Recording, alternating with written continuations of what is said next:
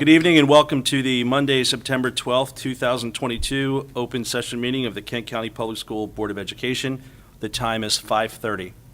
The first item on the agenda is the approval of the agenda, but before we do that, I would just like to make note that we did move the public participation, the first portion up, as was communicated in a previous board meeting.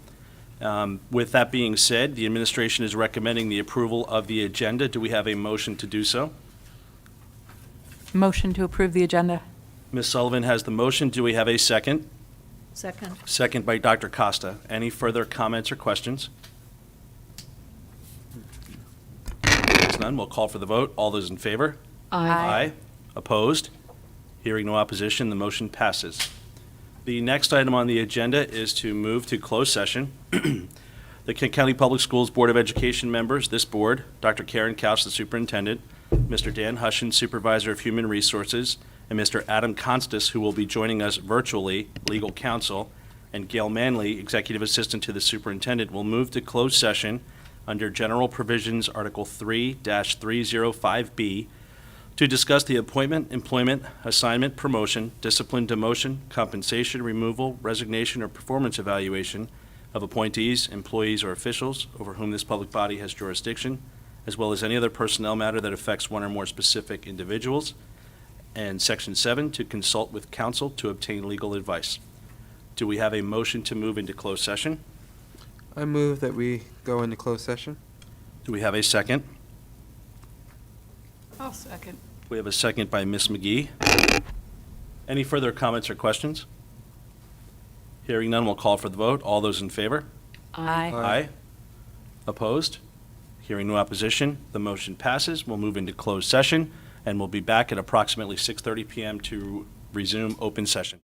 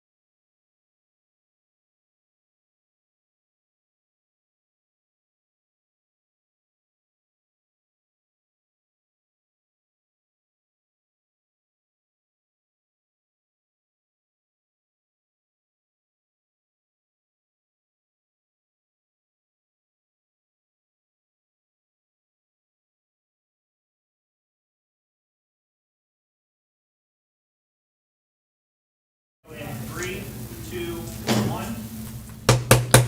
Good evening and welcome to the Monday, September 12th, 2022 open session meeting, Kent County Public School Board of Education. We are opening the open session. The time is 6:30 p.m. Before we go into reporting on closed session, I just want to remind everyone in the audience that we, at the last meeting, had announced that we moved the first public participation section to the beginning of the meeting. So if you have a public participation card that is completed, please hand that to Ms. Gail Manley in the front there, and then when that time comes, we'll be calling you up. Okay, the first item on the agenda in this portion of the meeting is to report on closed session. The Kent County Public Schools Board of Education members, this board, Dr. Karen Kchs, the superintendent, Mr. Dan Hushin, supervisor of human resources, Adam Constas, who joined us virtually, legal counsel, and Gail Manley, executive assistant to the superintendent, met in closed session under General Provisions Article 3-305B. Section 1 was to discuss the appointment, employment, assignment, promotion, discipline, demotion, compensation, removal, resignation, or performance evaluation of appointees, employees, or officials over whom this public body has jurisdiction, as well as any other personnel matter that affects one or more specific individuals. Section 7 was also to consult with counsel to obtain legal advice. This session was for information and discussion purposes only. No action was taken. Personnel actions will be voted upon by this board after the superintendent's report. The next item on the agenda is the Pledge of Allegiance. I would ask that everyone please stand, and Mr. Wallace, if you could lead us, that'd be great. Thank you. Pledge allegiance to the flag of the United States of America and to the republic for which it stands, one nation, under God, indivisible, with liberty and justice for all. Thank you. The next item on the agenda is the approval of the minutes for the August 29th, 2022 open session meeting. The administration is recommending approval of these minutes. Do we have a motion to do so? I move that we approve the minutes from the August 29th, 2022 open session meeting. We have a motion by Mr. Johnson. Do we have a second? I'll second. We have a second by Ms. McGee. Any comments, questions? Hearing none, we'll call for the vote. All those in favor? Aye. Opposed? Hearing no opposition, the motion passes. Thank you. And the next item on the agenda is public participation. As Ms. Gale is walking up, I'll just read the Kent County Board of Education rules for public participation.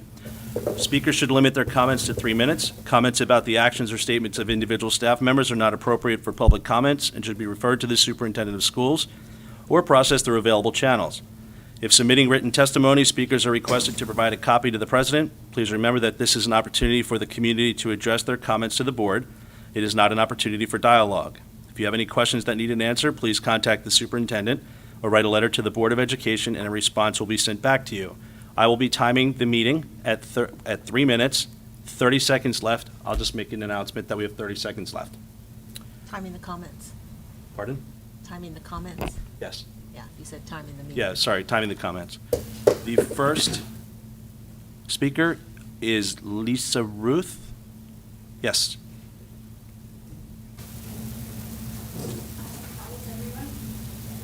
Great.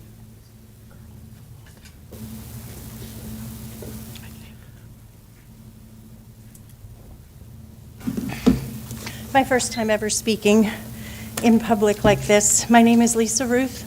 I live at 809 South Meadowview Drive. I moved down to Kent County in February of this year. I have some things that I just want to bring to attention, really, that I'm not sure we're all completely aware of. I have in front of me the Comprehensive Health Education Framework from pre-kindergarten all the way to 12th grade. And I'm really concerned with Standard C, 1C, Family Life and Human Sexuality, and how we're speaking to our pre-kindergartners, kindergartners, first and second graders. I believe we've all had opportunity to look at that, and I know I have a limited time. So I found out recently that in 2018, a bill was passed, the SB 1028 legislation in Maryland, and signed by our Governor Hogan. This is a health occupation conversion therapy for minors prohibition Youth Mental Health Protection Act. And it states, just going to go through the brief part of this and not read the whole thing due to my limited time, but it states if a child is under 18 years and younger, that therapists do not have the opportunity to discuss with that child the detrimental effects of possibly going through a transition when they've decided that they may be in the wrong body. And the Family Standard Act actually helps to affiliate this process in the school district by allowing teachers and faculty to speak to our children this way. This bill was passed by 95 yeas and 27 nays in the House. And one of my biggest concerns is the grades in Kent County and Baltimore and all over Maryland are really, really low. They claim that we have very high graduation rates, but when you look at the level of math and English language and reading, we don't have them graduating at the proper levels for us to be able to say they are ready to go out into society. I am a mother who has called over 20 therapists to get help for my child. She goes to the Kent County High School. 30 seconds, Ms. Ruth. Thank you. And every single person in the high school has condoned her behavior and called her he, him, they, and Cameron, while I try to fight for my child as a Christian mother, and I can't.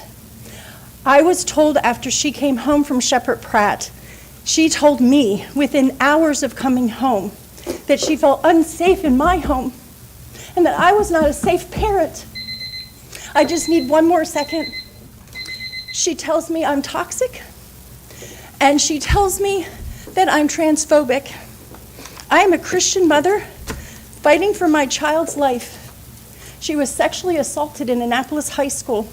We took it to court, and the court told her that she was not sexually assaulted, and they favored the criminal, which is happening nonstop in our community. And if it continues, Ms. Ruth, time has expired. this young man will continue to do it again, and he is out free. If anyone wants to talk to me about this, I will be happy to share my story. Thank you for your comments. Thank you very much. The next item on the agenda is Superintendent's Report, Golden Anchor Award.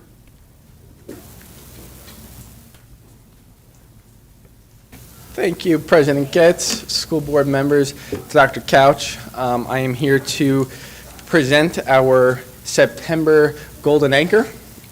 As you know, the Golden Anchor can go to an employee or a group of employees that exemplify the mission and core values of our school system. Parents, staff members, and students may nominate any Kcps employee for this award. This month we received 6 nominations, and we could not have timed it any better because our Golden Anchor winner, Mr. Brian McCabe, our school athletic trainer, has just entered the building.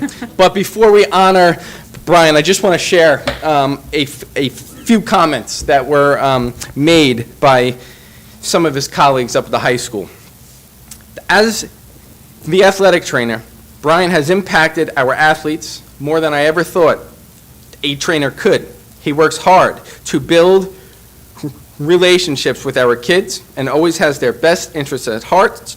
Brian goes out of his way to give extra attention to our athletes to ensure they are in top physical condition for their sports. Brian is not a 9-to-5 kind of person and is in early and will stay late to make sure that our kids have the care that they need. Brian is worth every cent that he is paid, and I would gladly have a larger class size just to have him on staff to help our kids. My only regret is that Brian only gets to work with a small portion of students and doesn't get to always work with our non-student athletes. So for everyone who is in attendance and is that watching at home, if you can all join me in honoring our high school athletic trainer, Mr. Brian McCabe.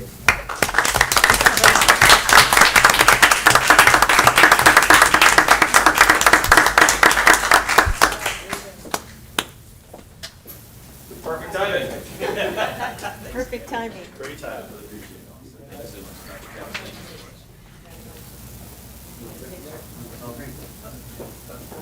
Ready? Everybody look at me. 1, 2, 3. Here we go. Excellent. Thank you. Appreciate it. Absolutely. Congratulations.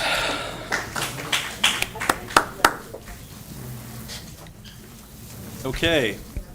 The next item on the agenda under Superintendent's Report is the KCMS Educational Specifications Update. Dr. Couch.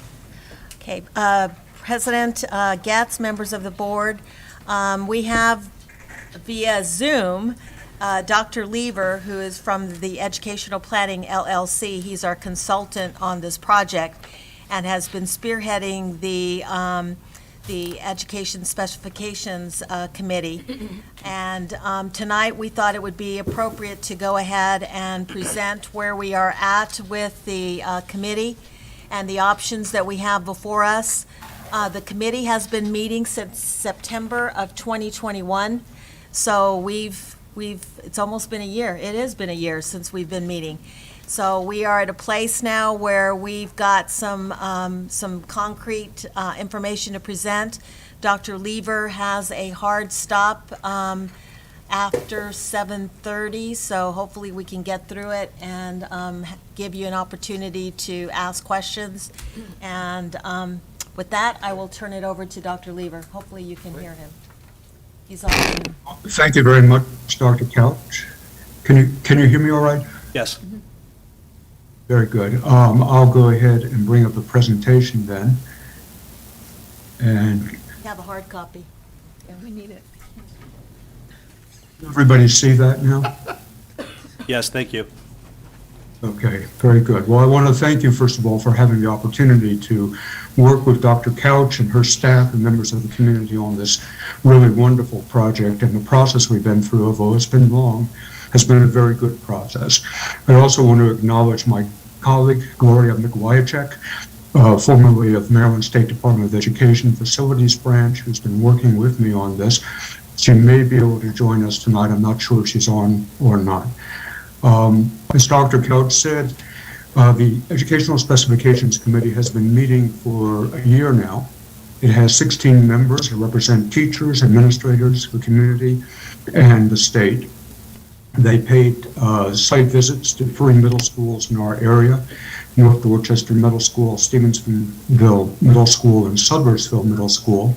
You can see images on the right of the schools they visit. I think those inspiring to see what can be done to middle schools.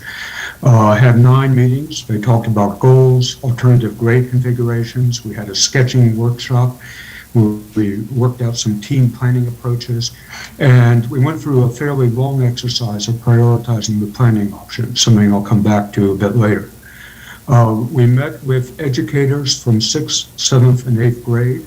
We had input from them and from the principals. We had stakeholder meetings with educators, administrators, community, and a joint meeting with the Board of Education and Board of County Commissioners, all this in February and March. We've also had a number of meetings with the Interagency Commission on School Construction staff to discuss very critical issues of scope of the project, the eligibility of the project, funding amounts, and the process. And they've been very cooperative, very good partners working with us. There are a lot of choices involved in this, and I think as we developed our discussion, we realized just how many choices.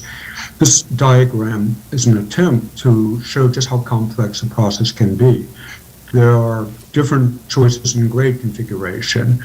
Would it be 3 grades, 6 to 8, 5 to 8, 4 grades? Would it be 6 to 7 or 5 to 7? Would the scope be a renovation project or would it be a replacement project? If it's a renovation project, obviously that's in Chestertown, but if it's a replacement project, it could be either at Chestertown or it could be at the Wharton site. If it's at the Wharton site, should it be a standalone middle school apart from the high school, or should it be attached to the high school? And in either case, should the 8th grade be incorporated into the middle school, or should there be a separate 8th grade academy? So we had to work through all these choices, and we had an ample discussion about all of them. it came down to 12 basic options for planning. If we're looking at Chestertown as a location, it's either renovation or replacement. There's still a question of what the grade configurations should be. If we're looking at the Wharton situation, it will be a replacement, of course, but the grade configuration is one issue to consider. Whether it should be a standalone facility or whether it should be attached to the high school is another issue.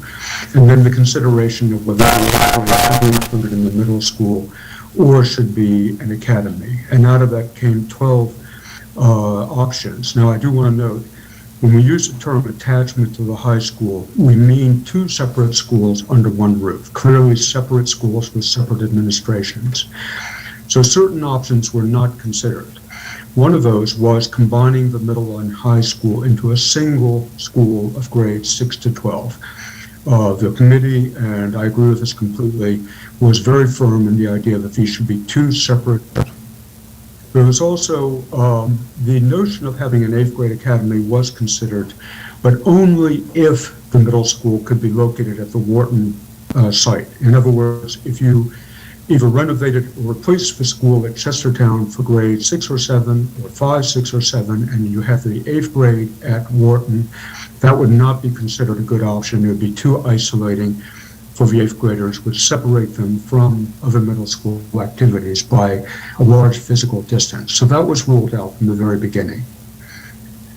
The committee, in order to go through these 12 options, had to become clear about its goals and its objectives. So they considered educational and social objectives, the optimal educational setting, speed of implementation, acceptance by the community and by the occupants, community access to the facility, the impact on taxpayers, and the staffing. And just to note about the impact on taxpayers, for this exercise, we used a kind of a Yelp approach of not having specific dollars at that time, but having a low end, middle end, and an upper end, so people could get an idea of which was least expensive, most expensive, and somewhere in the middle. And there was the consideration of the grade band configurations, the renovation versus replacement issue, location, Wharton versus Chestertown, relation to the Kent County High School facility, and the question about the 8th grade academy. And to each of these objectives, the committee, through discussion, assigned weights. So of relative importance, a higher number indicates that an item has more weight and deserves more consideration in the decision making. So with that, we developed a matrix through this discussion process where we listed all the facility objectives on the left. Across the top with the different colors are the instructional social objectives. And then we ranked them. For the grade band configurations, you have the 4 options, and the committee ranked grades 6 to 8 and 5 to 8 at the top with 4s, and 6 to 7 got a 0. It was considered such a bad option that it didn't even get a number. 5 to 7 just barely made it. And so forth through everything, renovation versus replacement. In terms of optimal educational environment, replacement clearly better because you get the educational program that you want. And in the interest of time, I'm not going to go through every one of these. It's really to demonstrate the method that was used. And then as each of these was determined and they were ranked, the weight that had been given to them in the instructional social discussion was applied to them. So for instance, grades 6 to 8 came out with a 4 under optimal educational environment, but because it was weighted as a 4 under these instructional social factors, it developed into a 16, and so forth through all of the factors. You can imagine this was quite a lengthy discussion and very detailed. And then adding these up, you come to the subtotals on the right, and then those are multiplied against the facility weight to achieve a total weighting. The total weighting then for each of these different factors was applied to the 12 options that we had. You can see for grade band configuration, renovation, grade 6 to 8, received a 216, a top score for the grade configuration. renovation versus replacement. Renovation was lower than replacement, and so forth through this. And then adding these up, you come to a total score.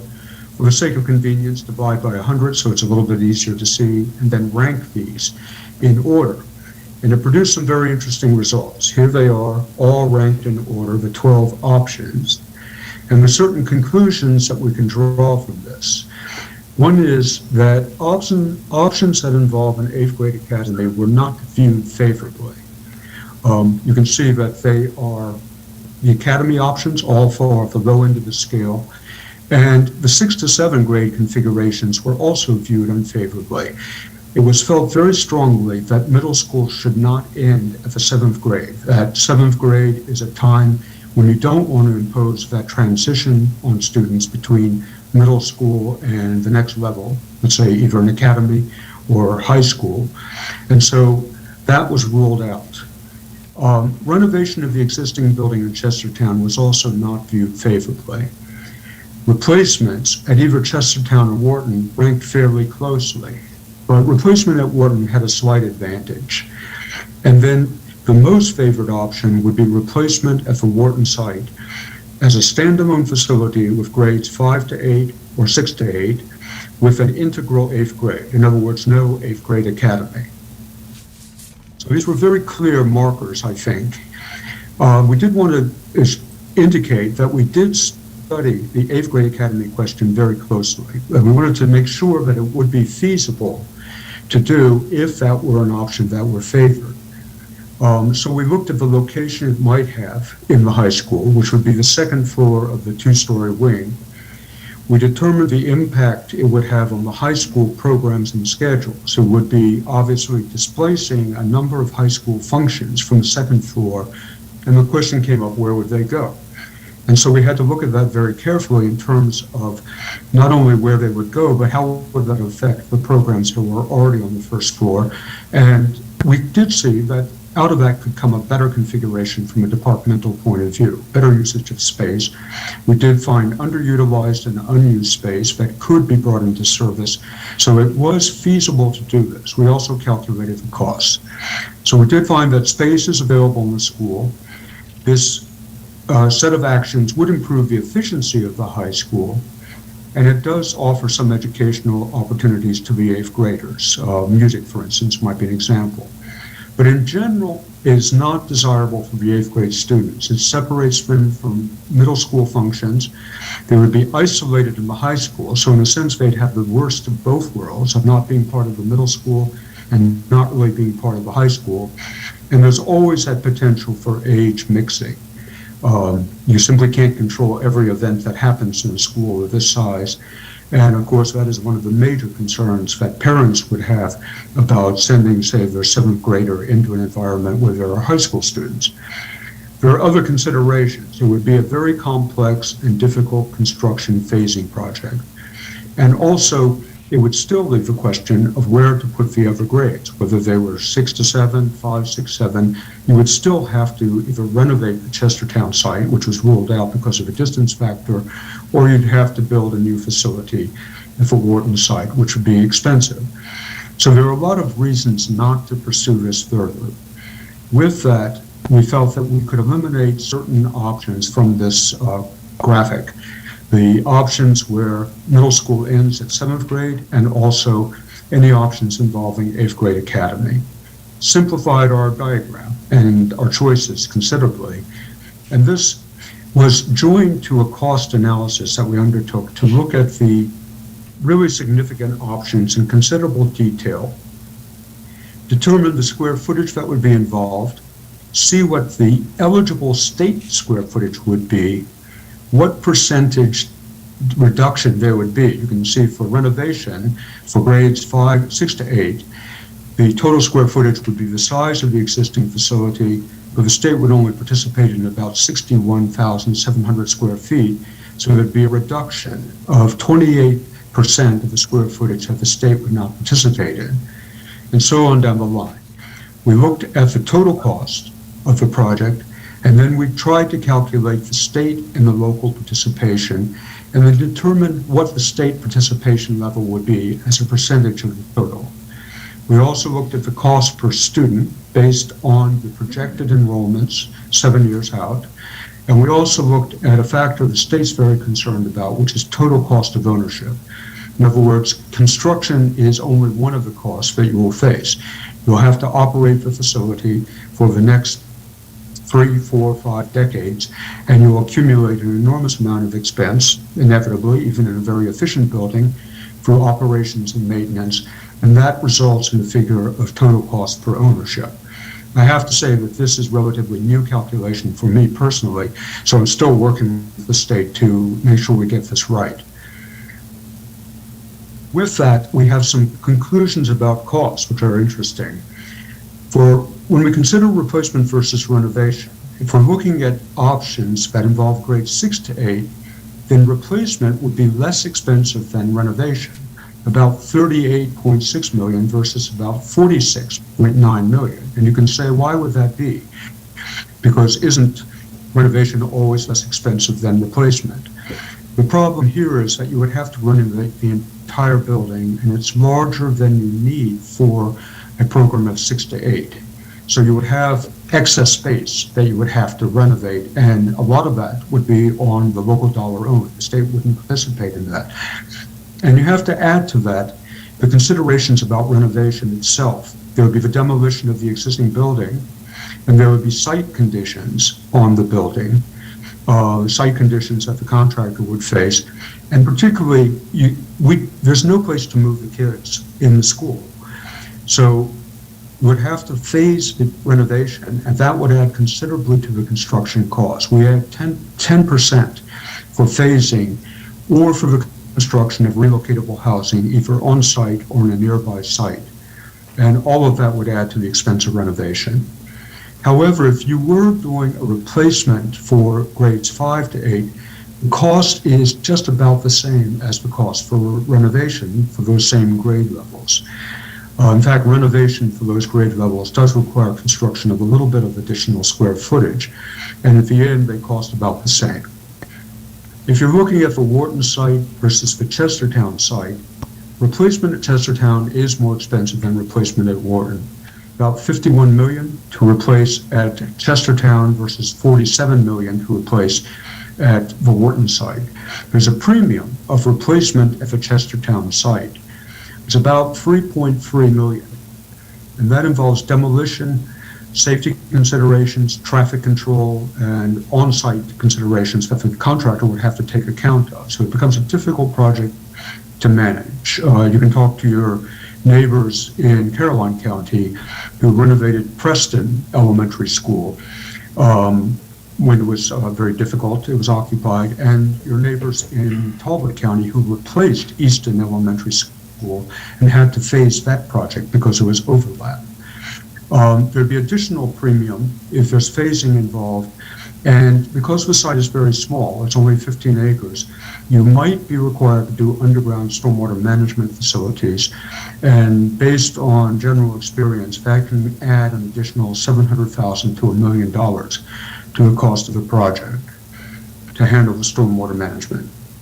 The question of cost, if you're talking about attachment to the existing high school or a standalone facility at Wharton, standalone for 5 to 8 will be more expensive than attached. And the reason for that is that with an attachment, you get joint use of certain facilities in the high school, particularly the gymnasium, the cafeteria, the music rooms, art rooms, can be worked out for joint use through scheduling. It's not easy. And we've talked to the principals, and they recognize and have had a lot of input into this. It's not an easy thing to do, but at the same time, it can be done. But the advantage of attachment is that it does leverage improvements to the high school. We are considering a certain amount of square footage that would be renovated in the high school to receive the middle school students grades 5 to 8. And I'll show you some drawings later on that will illustrate that. Those students, the high school students, would be displaced. They'd have to go elsewhere. Then that triggers other renovations in the high school. We estimate that you could renovate up to about 43,000 square feet of the high school at a cost of about $18.7 million. Total cost for the project would be about $51.8 million, which is more or less in the range of if you did a replacement at Chestertown. Is somewhat higher than if you did a replacement at the Wharton site. You do get the highest level of state funding participation of about $23 million, 44% of the total. You also get one of the lowest costs per student if you do this approach. And that's because you're using existing space and you're also distributing the funds across more students. So naturally that results in a lower cost per student. So the options that were confirmed by the Educational Specification Committee at their meeting on September 7th was, well, first option, replacement at Chestertown site for grades 5 to 8. Option 2, replacement at the Wharton site as a standalone facility for grades 5 to 8. And option 3, an attachment to Kent County High School as a separate school but for grades 5 to 8 with improvements to the high school. And we can look at each of these in terms of the pros and cons. If you do replacement at the Chestertown site for grades 5 to 8, you do get a complete new school, about 85,600 square feet, somewhat larger than the current school. It will require demolition of the existing Kent County Middle School. The advantages, it's a familiar location, it's within walking distance for many students. There are relationships already with the city, with Washington College, with other institutions that would be sustained. The location is central in the county. It would be, of course, a new design, completely appropriate to support the educational needs. And it'd be grades 5 to 8, so it'd free up space in the elementary schools for your 3-year-old program and for future growth. The negatives are it's an extremely small site. It's only 15 acres. And by today's standards for a school, middle school, 30 acres is considered a minimum for any middle school. Of course, it gets larger with a larger population. And also, as I mentioned, parking and stormwater management requirements will result in reduced playing fields. 5th graders will travel out of their community. They'd be part of the middle school community. There would be considerable disruption to the educational program during construction. The noise, the dust, the traffic, and even with the best management in the world, as at Preston Elementary School, they had terrific construction management. There still is an impact on the educational program. And also the playing fields would simply not be available during construction. So that would mean finding playing fields elsewhere, and then of course the transportation issue and the loss of time to back. Temporary housing might be needed for the students if there's any overlap of the new footprint with the existing footprint. That could be on-site or off-site, and then there would be the higher cost for the reasons that I've mentioned before: demolition, the traffic control, safety noise controls, phasing issues, and then, and I think it is probable that you would be involved in underground stormwater facilities. This is just a concept which my colleague Gloria worked out of what this might eventually look like. Ball fields on the left after the old school is torn down. New school with a very compact footprint in the middle of the site, stormwater management at various locations, parking out front, very tight on the site. But it would definitely work. It can be made to work. Second option, replacement at the Wharton site, again, complete new school. Questions would arise about what to do with the existing Kent County Middle School facility options, and really it seems like there are 3 options. One is surplus the facility to the county government. Second, use it for school purposes. For instance, perhaps Garnett Elementary School could move in with renovation. It could be used as a board office or other, and you could also, because of the size of the facility, with appropriate renovation, you could get joint uses among these different functions. Or it could be developed under a public-private partnership. It's an intriguing idea. It would take a lot of investigation to see if that really would work. The advantages: the site is ample at Wharton. There are several possible locations where the school could be located. Construction for any one of those would be distant from the occupied high school, so it reduces some of those construction impacts of noise, dust, and so forth. Students would remain at Chestertown Middle School, the middle school there, until the new project was complete, so there'd be no disturbance to the educational program for the middle school students. Of course, you would get a completely new design. There is the potential, being on site, for some educational opportunities to be shared with the high school. Particularly, we can think of music, art, CTE exposure programs, athletics, extracurricular activities. Students would be on the site and could use a community recreation facility fairly easily, lower cost than replacement at Chestertown, and then again, grades 5 would free up space in the elementary schools. The negatives: this would not be a walking school for most students. Many middle school students will ride the bus with high school students because of economies of transportation. The location is not central in the county, and then again, the 5th graders travel out of the community, which is true for any 5 to 8 configuration. And this is an old sketch that we did back in the strategic planning days in 2017, but it still, I think, shows some of the options for how the middle school, shown in orange here, could be located on parts of the site relative to the high school. Of course, there's a lot that it would have to be worked out in terms of traffic management, how the roads would work, how athletic fields would be organized and accessed, but it is feasible to do. And then finally, if the school were attached to the high school as grades 5 to 8, you would get joint use of some facilities. I mentioned music, art, cafeteria, physical education. There might be other opportunities as well. New construction, about 61,000 square feet of new construction, so considerably less than if it was a standalone replacement school. There would be some renovation of the middle school to house, of high school space to house a middle school program, about 6,000 square feet, we estimate. And then renovation of high school spaces using the available funds up to about 43,100 square feet. We don't think it needs to be that much, in fact. And then again, the same questions would arise about what to do with Kent County Middle School facility. The advantages here: the educational opportunities I mentioned before, the reduced middle school costs, which frees up funds to upgrade the high school. The new design can largely suit the educational needs. A standalone facility can be designed to be ideal. As soon as you do an attachment, there are going to be some compromises. Not huge ones, but there might be some compromises. Again, students remain at Chestertown until the new facility is complete. Students use the community center, and then the advantage of grade 5 being part of the middle school. The negatives: difficulty of scheduling the joint use facilities once the work is complete. Potential mixing of age groups, buses, transportation obviously, in corridors, joint use facilities. Careful management and scheduling, I think, can avert most of those problems. It would not be a walking school for most students. Again, many middle school students would ride the bus with the high school students. Not a central location in county. 5th graders travel out of the community. There would be some disruption to the high school program. You're attaching a new wing to the building, and that by itself is going to create noise, dust, commotion, interruptions. And the sequencing of renovation and construction would be quite difficult, but it could be done. And just to show you that we have done our homework, we did take a close look at this particular option because we wanted to convince ourselves that it could be done.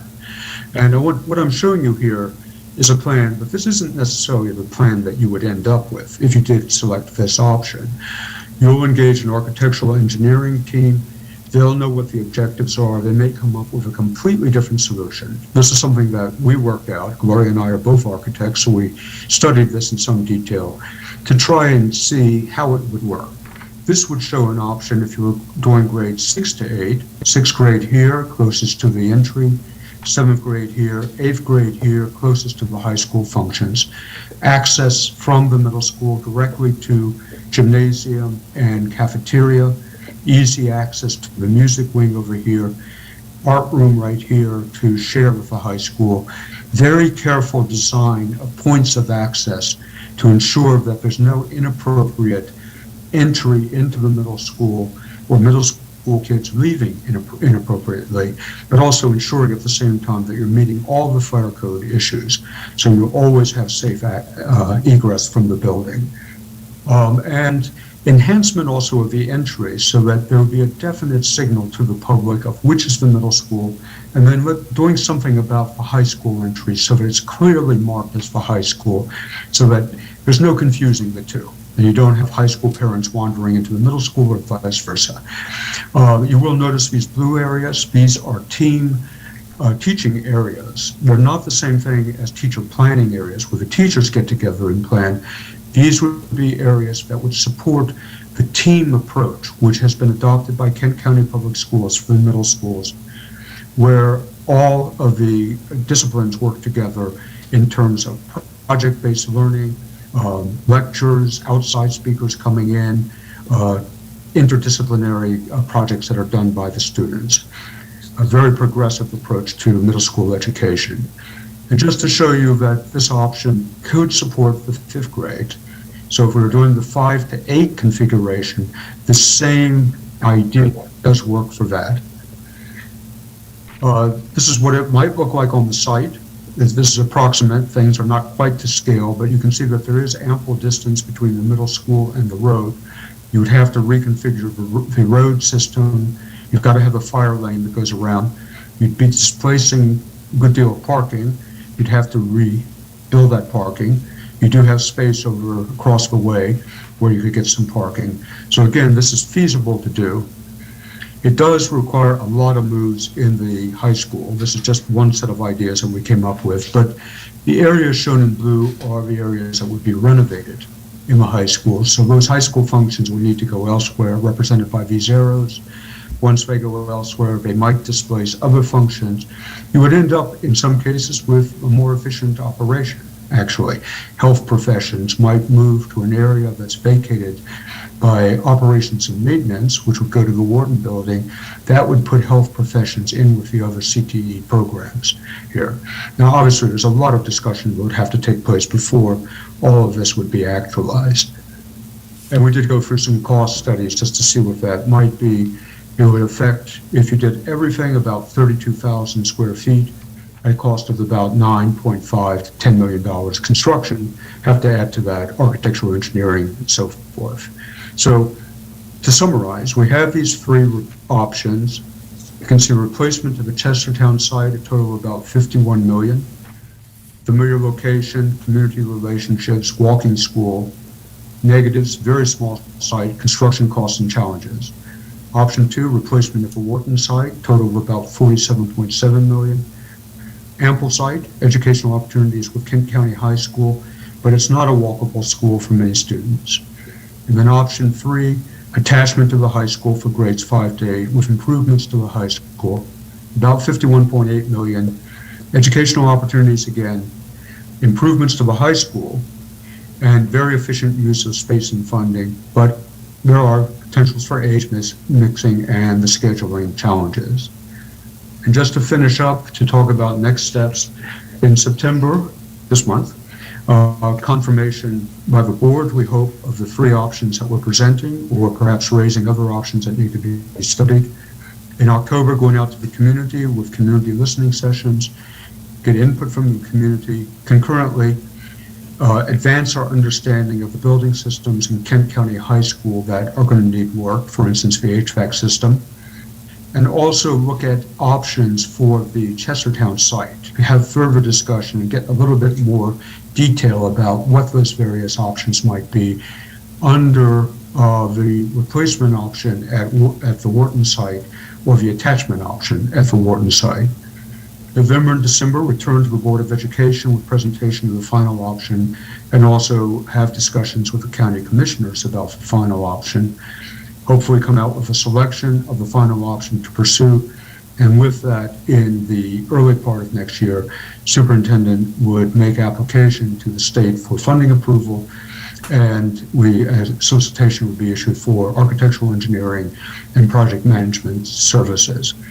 And obviously, a lot of discussion between now and then with the Interagency Commission, and also probably with the Maryland Stadium Authority to see what their position is on the use of their funds. So with that, I have concluded my presentation. I'll be very happy to take any questions in the time that remains. Have about 20 minutes before I have to jump off, so I'd be happy to take questions. I think everyone should breathe for a second. So Okay. it's a lot of information, definitely a lot of information. I think the important thing to note is that we started out with so many, a variety of options. We had up to 12 options that we were looking at, and it took a lot from the committee itself to really break it down, look at costs. When we first started meeting with the Ed Specs Committee, we met with the 6th grade, the 7th grade, the 8th grade, and tried to get what is it that they would like to see in the school. And then we had a reality check, because, you know, the things that everybody wanted would have been considerably more expensive than what we've got here. So we had to pare it down, look at what was reasonable, and then try to, at that point in time, try to narrow it down to a manageable number of options that we could take to the community and say, you know, what is it, what do you think? What sounds like the best option for our students? And we're calling them listening sessions, because we want to be able to listen to what the community has to say, and that might inform making some further changes along the way. Can I ask so since some of the options include a 5th grade in the middle school, why did you only talk to 6th, 7th, and 8th grade We didn't principals? come and to say- that Okay, because we were still having to navigate whether or not we were going to have to do the 8th grade academy. okay. So we were looking at the current grade configuration. So the 5th grade kind of got added in midway point. Okay. And honestly, with the 5th grade, it's not as complicated, because we're just talking about self-contained classrooms that would be added into the facility. 5th grade doesn't move from subject matters? Most of the time, they do not. Okay. We did include, when we had the community meetings, we had the stakeholder meetings, we included the 5th grade at that point in time, and we did have 2 5th grade teachers that showed up to the Okay. meeting. And I will also, kind of point out option 3, which is the one that includes improvements to the high school. And this was sort of a kind of a curveball that came to us a couple months ago from the state, where they said, hey, we were also considering, if you decided to build as an attachment off of the high school with some shared spaces, that we would be able to come up with money for renovations for the high school as well. And the idea is, this is such a big construction, and it would have such a big impact on the cost for the county, that it would be difficult to say when in the future we'd be able to do some other improvements to the high school. So being able to tie in improvements while we are doing new construction for the middle school was something that a lot of the members on the committee were interested in hearing more about.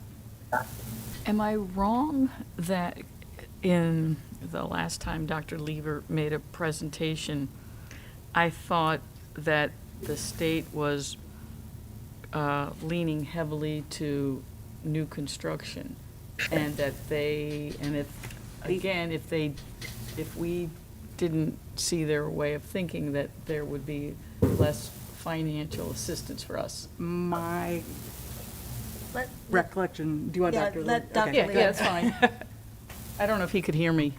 Did you hear me, sir? Yes, I can hear you. I heard the question. I think that there has been a general leaning towards new construction versus renovation. What we're talking about here is something that's in between. The majority of the construction, if we're under option 3, would be new square footage. But there would be a certain amount of renovation space, and that's very efficient, because it would be somewhat less expensive to do that renovation than the new construction. It's also would have the efficiency that it would reduce the total square footage of the high school, which is right now, on paper, excessive for the number of students that you have, the projected number of students. And that would be beneficial in terms of future funding for the high school. So the IEC staff members we've had discussions with have been extremely receptive and open to discussions, and really indicated that It's for Kent County Public Schools to define the scope that they want to do. And then the state will be in a position to say, well, here's how much money we can provide. But I'm not hearing from them an absolute no to any of the options that we're presenting at this stage. It might affect the money. And I did my own calculations of the state participation. And I think I have captured most of the factors, but they might come up with some surprises when they do their own calculations. And that's something that we just have to wait for future discussions. Right, and then one of the things that, that was clear during the discussion is it would cost, the cost would be higher to renovate Chestertown than it would to build new construction.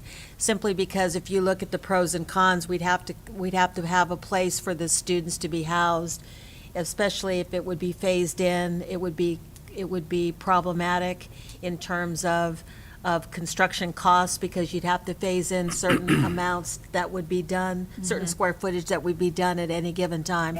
So the cost would be higher, and so that's why we went with replacement as our number one option. If we replaced at Chestertown, if we had renovation or replacement, we chose replacement, and then the other two options are at the Wharton site. Dr. Couch, is there any research about, as far as educational outcomes go for ideal configurations? I'm thinking especially about putting fifth grade in a middle school. Is there research about that? I've never seen any.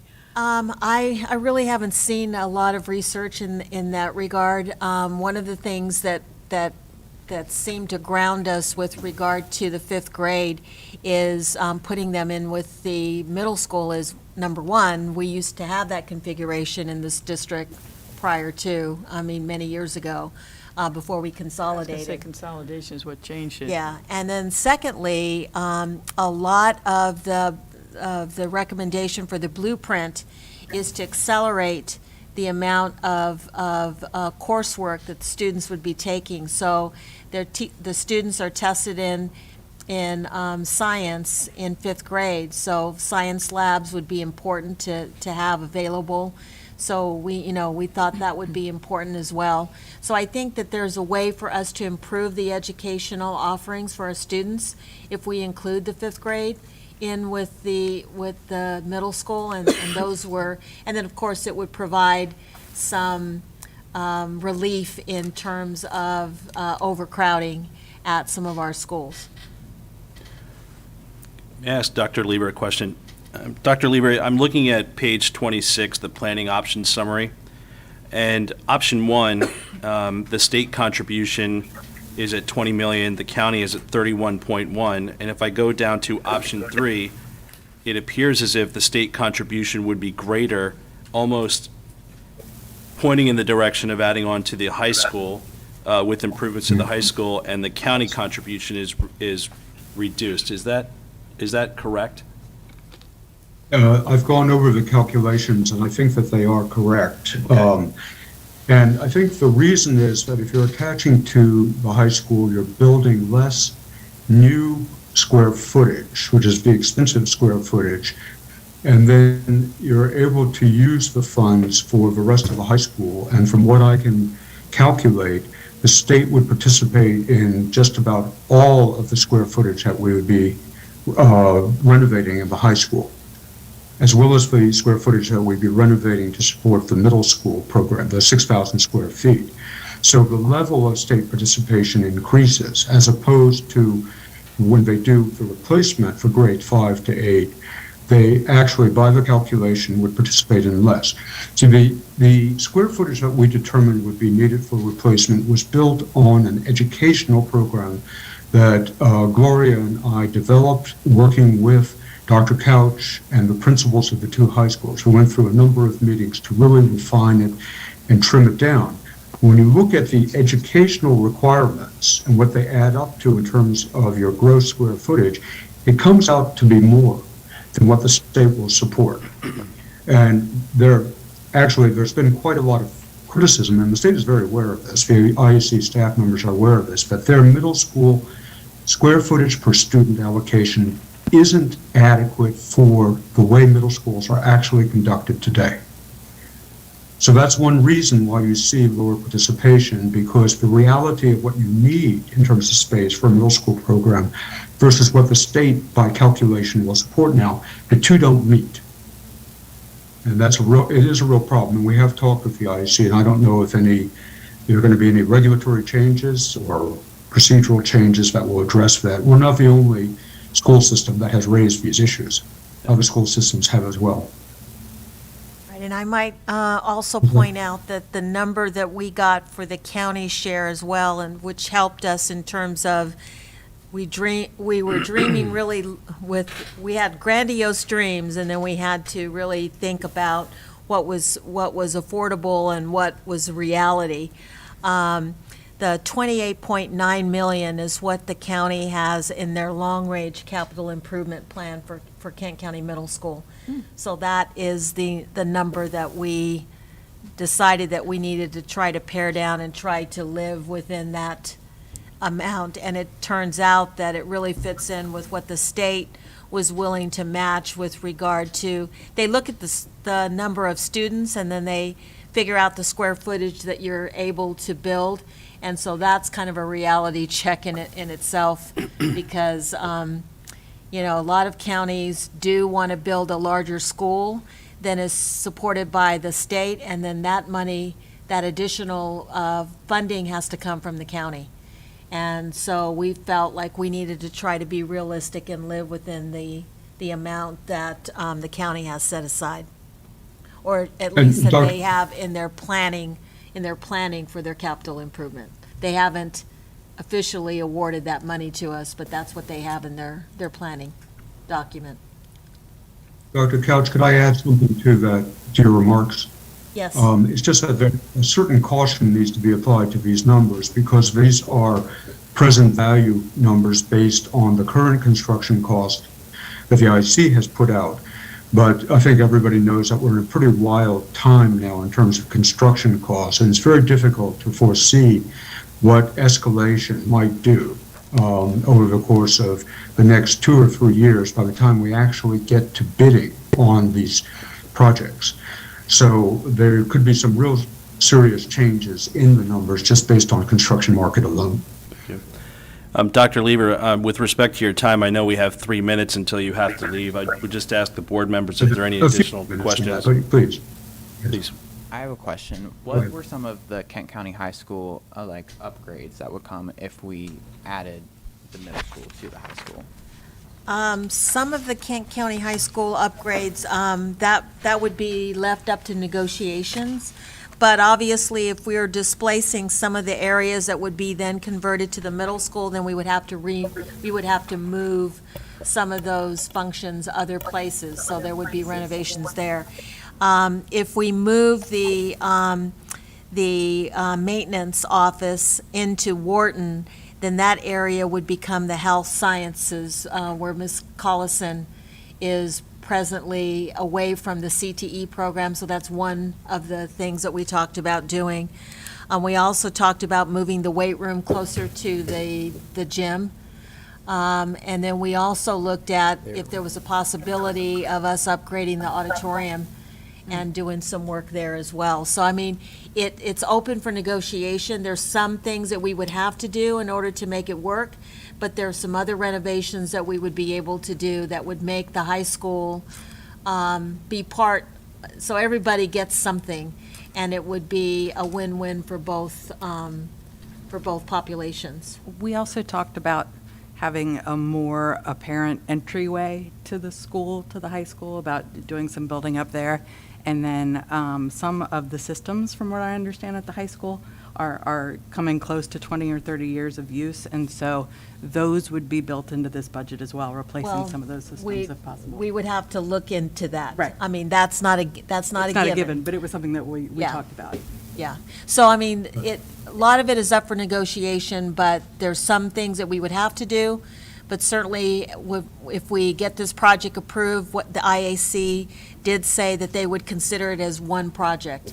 So we wouldn't have to go for monies and ask for the high school for a different project, and for the middle school, it would be considered as one project if we did it as an add-on. What's the time frame once we, or the board settles on an option and, you know, you make the presentation to the IAC and the state for money? How long will it be before we would have a new middle school? We're still talking, you know, some time out, but go ahead, Dr. Lever, if you want to answer that. A rough estimate is that the project would be complete in January of 2026. You might not want to have a mid-year opening, so that would then mean that it would be August of 2026. Now, that's if everything falls into line and, you know, things go smoothly, we get the funding that we need and so forth. So construction would start in '25. Yeah, it's about a 18-month to 2-year construction period for a school of this size. Renovation would take longer because of the phasing. Planning and design would be in '24, construction in '25, and then hopefully kids would be in the building in '26. Right. And it is 7:30, so if Dr. Lever, I think he said he could stay up until 7:40 if he had to. okay, I don't want to, Yep. I know he has another engagement, so it's fine. Any other questions for Dr. Lever? No? Okay. Thank you, you. Dr. Lever. Thank you. Okay, well, thank you all very much, and I look forward to hearing your decision. Thank you for your Bye-bye work. now. Okay.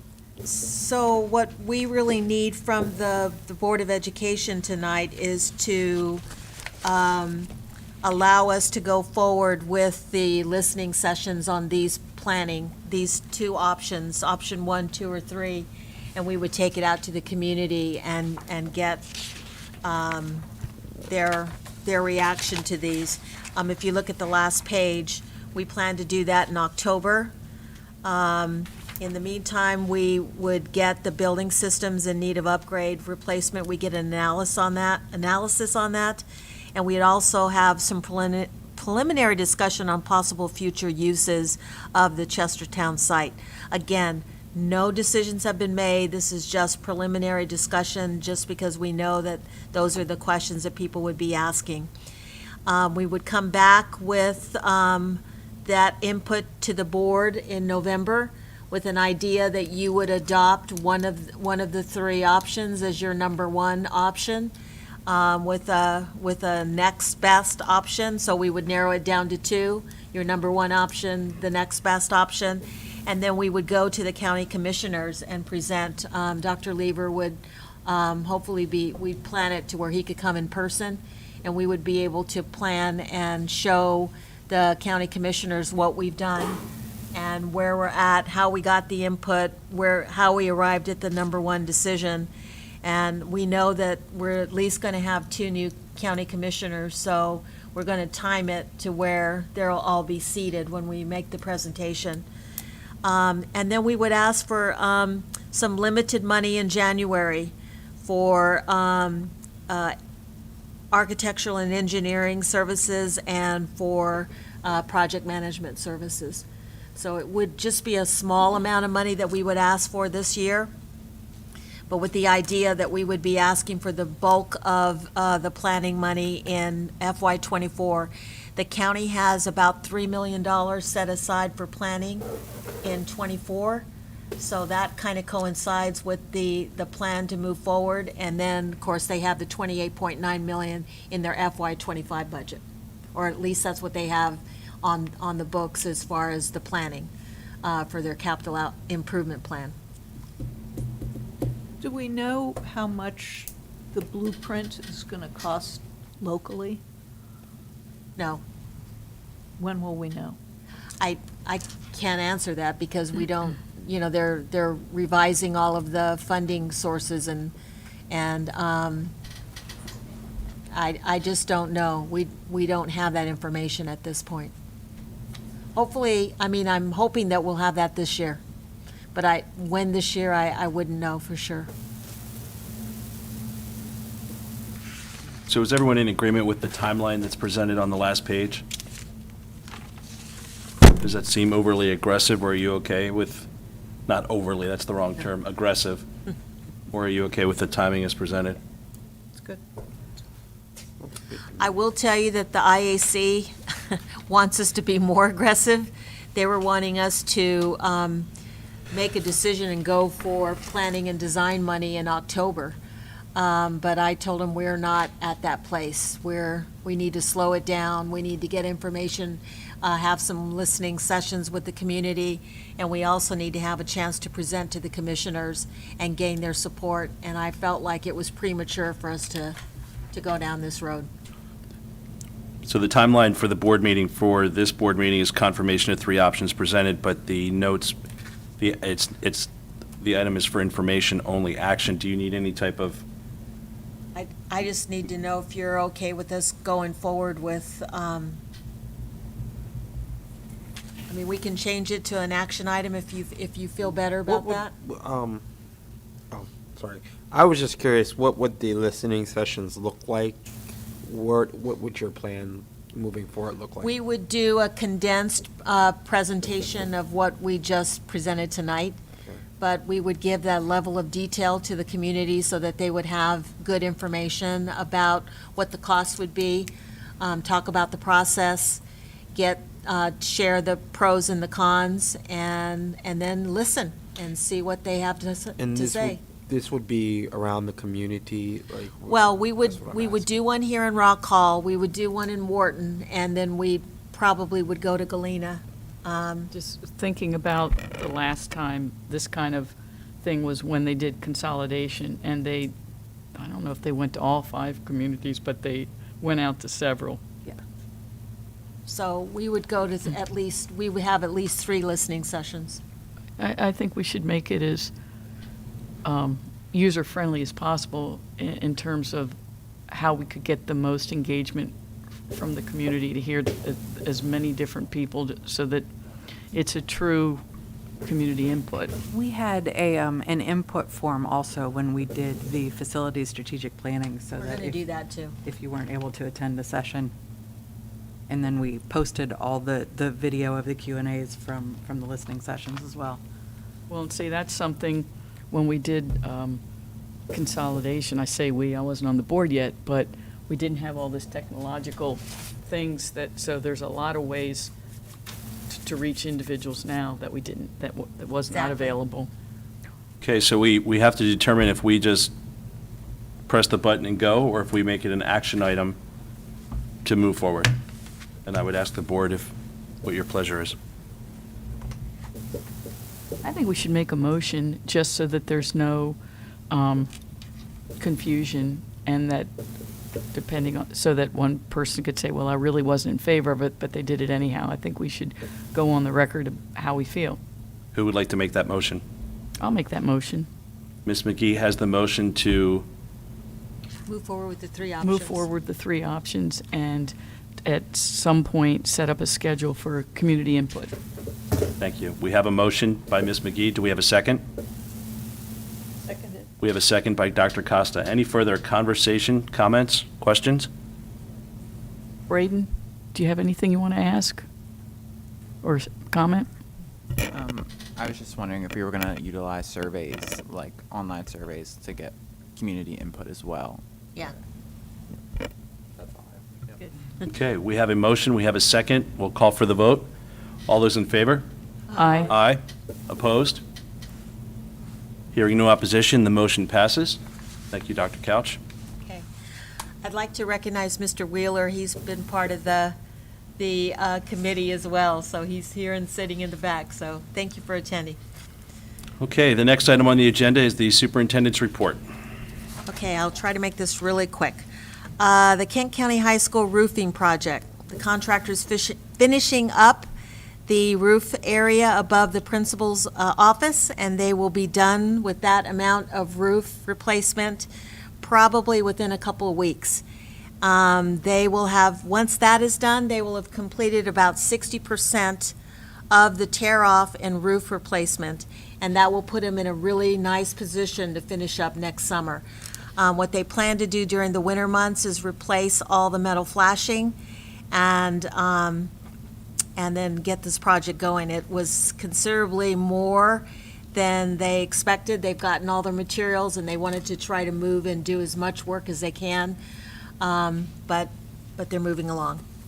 I wanted to acknowledge Mr. DeVillio for completing some posters for See Something, Say Something, and noting the tip line, so that he made some secondary posters, some elementary safety posters, and those were delivered out to all of the schools and posted around the building.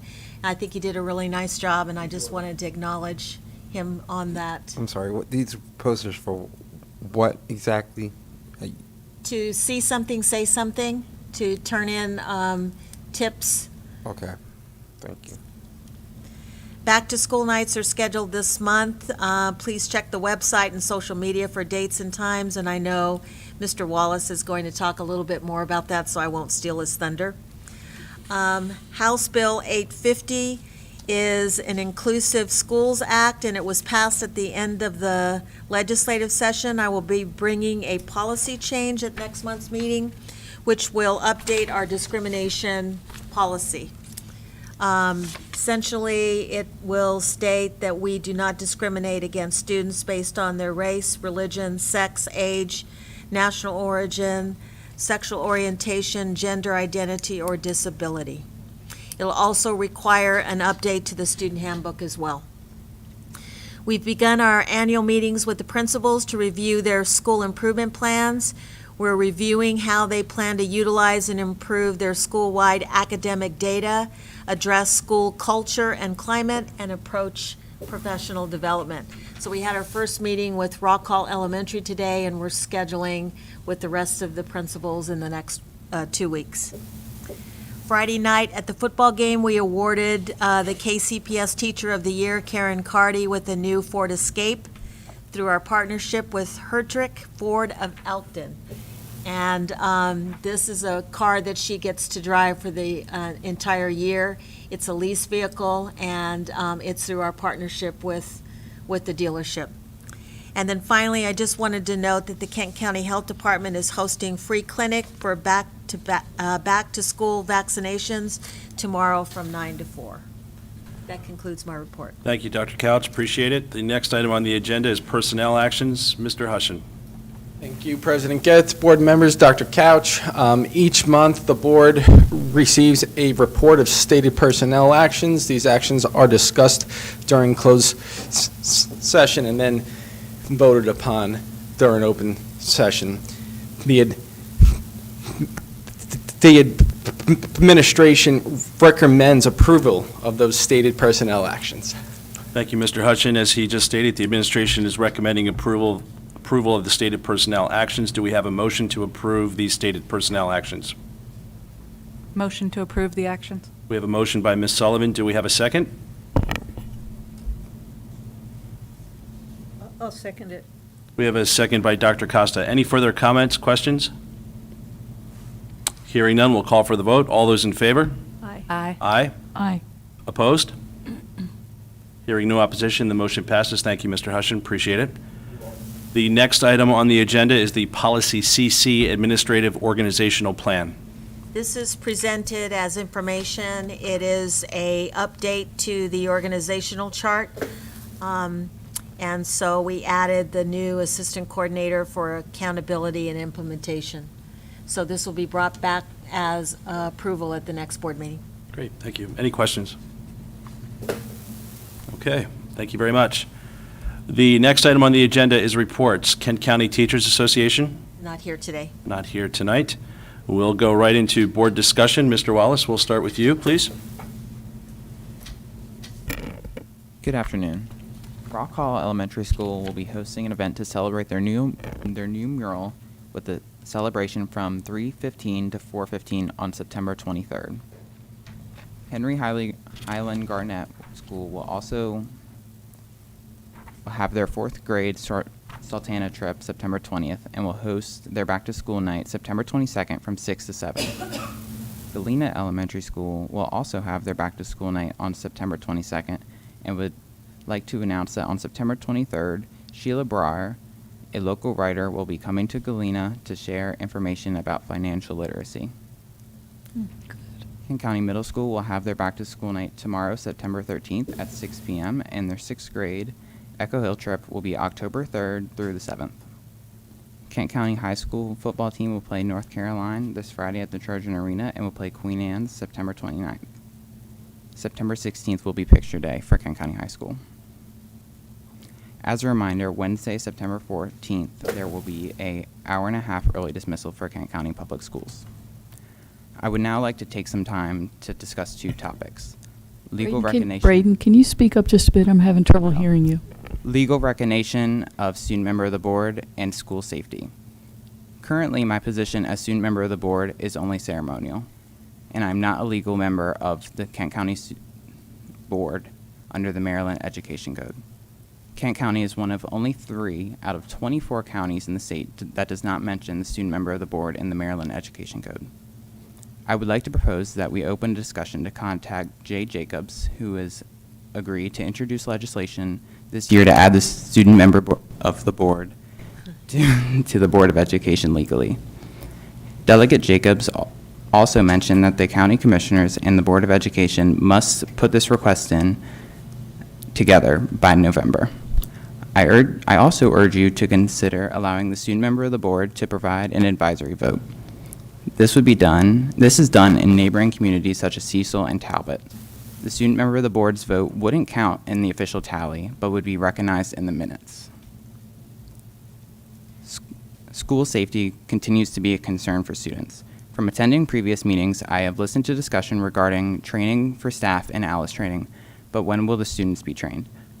I was reading that Kent County Public Schools are supposed to practice lockdown drills, shelter in place, reverse evacuation, and weather-related drills.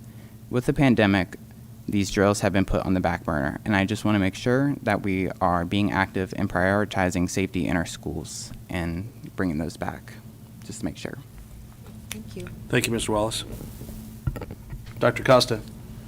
Oh, I went to several open houses just when school was beginning at the high school, the middle school, and Galena, and went to the football game. But I'm looking forward to going to more events as the year goes on. Okay. Ms. Sullivan? I, along with, I think, almost all the board members here, attended the Trojans football game on Friday and was proud to be part of the award ceremony for the Kent County Teacher of the Year, Karen Carty. Ms. Carty is an 8th grade science teacher at Kent County Middle School, and I think she's truly deserving of this honor, so I want to congratulate her again. Both Galena Elementary School and Kent County Middle School recently sent out full-service community school program surveys. The full-service community schools program provides support for the planning, implementation, and operation of full-service community schools that improve the coordination, integration, accessibility, and effectiveness of services for children and families. And I want to encourage all Galena families and Kent County Middle School families to please take the time to complete the survey. And if you've not received a survey, please contact Mrs. Yoder at Gales or Dr. Holacker at the middle school. I also would like to remind families that now is the time to join your school PTA or PTSA. And if you're unsure if your school has a group, please reach out to your school and ask to be included in future communications. And if you're unable to join the PTA or PTSA, you could still let your child's teacher know if you're available to volunteer in the school or classroom. The next Citizens Advisory Committee meeting is next Monday, September 19th at 5:30. And Braden, I just wanted to say, I like the idea of a recorded SMOB vote. I think that that is a great way to include the student members' opinion on policy and vote. So I would definitely be for something like that. Thank you. Ms. McGee? I really don't have anything to say other than yesterday, a group of Kent County High School students responded at the last minute to, they were members of the Interact Club, and they got up in all that rain to participate in the color run. And a shout out to that group. Ms. Nab, I think, reached out to them late because they were short on volunteers, and they responded. It was a really miserable day out, but they seemed to be having a good time. So I was happy to see that. Great. Mr. Johnson? Yes, the football team opener was awesome. Glad to get the car to our Teacher of the Year. I would like us to note that the Teacher of the Year special, I don't have the exact date, but that is going to be broadcasted soon on MPT, where the Teacher of the Year finalists will be released to the state. There is a back-to-school bash, post-back-to-school bash, I should say, this Saturday at James United Methodist Church, starting at 3 o'clock to 8 o'clock, and that's downtown Chestertown. And lastly, when speaking about safety, wanted to inquire about safety posters. At the retreat, we talked about the safety leaflet, and we'd really want to hear more if we have those leaflets to staff, and also if we have safety procedures listed in the classroom Yes. on the walls for our teachers and educational professionals. We do have the flyers. They've been passed out. We're talking about to what degree we post them in the classroom, but we do have the brochures, and they're ready to go. Please. Oh, do you want him to come up and talk? Yes, please. Not saying you didn't, but yes. Yes, the flyers, the pamphlets Yes. that I had shared at the Retreat. board retreat. We are waiting off for Alice training to see if we were going to be changing any of the language in those. We did decide that we made a couple of key additions to those following the Alice training. So we have that language, all of that is under final review at this point with our safety staff. And once we get that signed off, which I'm expecting this week, we'll have those ready to go out to print, hopefully this week. We also do have those mocked up in various poster sizes that we'll be able to use as well if we decide to go that route.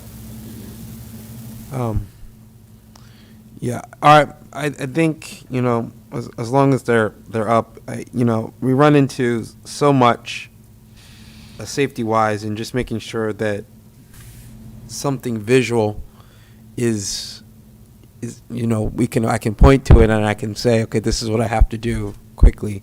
Sometimes, transition buildings are always in and out, so having that, and going back to I guess this is more about that we committed to funding safety this year, making sure our students know what to do in these types of drills, and when are they learning what to do in these types of drills, I'm guessing.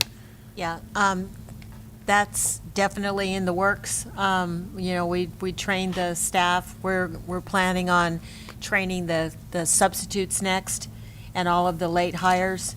And so each of the schools are working within their own individual staff to see how they're going to train the students, and I'm sure that's going to be happening very, very soon. I don't have dates because everybody's working on it separately, but we also have a follow-up module that the teachers will be following up with regard to the crisis and the crisis training and ALICE training. So that's coming up in September, or? Support staff will be taking it Wednesday, Okay, and then teachers the end of the month. okay. So it takes time. I know it takes time, but the quicker the I understand. We're moving. Sometimes moving slower is moving fast. So we're trying to make sure we cover all the bases. So if each school or teachers are sort of handling it on their own, is there something to make sure that it's a consistent, everybody's getting trained on the same thing? Right. Okay. We've adopted ALICE training. That is our training. That we'll make sure we've got internal trainers now that can follow up and make sure that we're able to provide the refresher courses. Mr. Hamlin is in charge of making sure that the trainings happen at the schools, and so he's in the process of making that happen. And going back to Mr. Hush, and we're at a good percentage with her. Yes, we are almost at 100. We have improved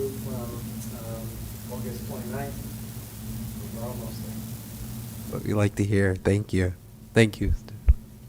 Yeah, thank you. And I'll just echo the comments. It's been great to be out in the schools and to see the activities and what our students are doing. It's really impressive. It kind of feels like we're heading, I hate to use the term normal, but just to kind of head in that direction, it feels really good. So it's really nice to see the team spirit, all the student section, and all the sports and the parents and the administrators and teachers supporting all of the students has just been fantastic. I would add one more, that the Kent County Special Education Citizens Advisory Committee released an announcement today on Wednesday, September 21st from 5 p.m. to 7 p.m.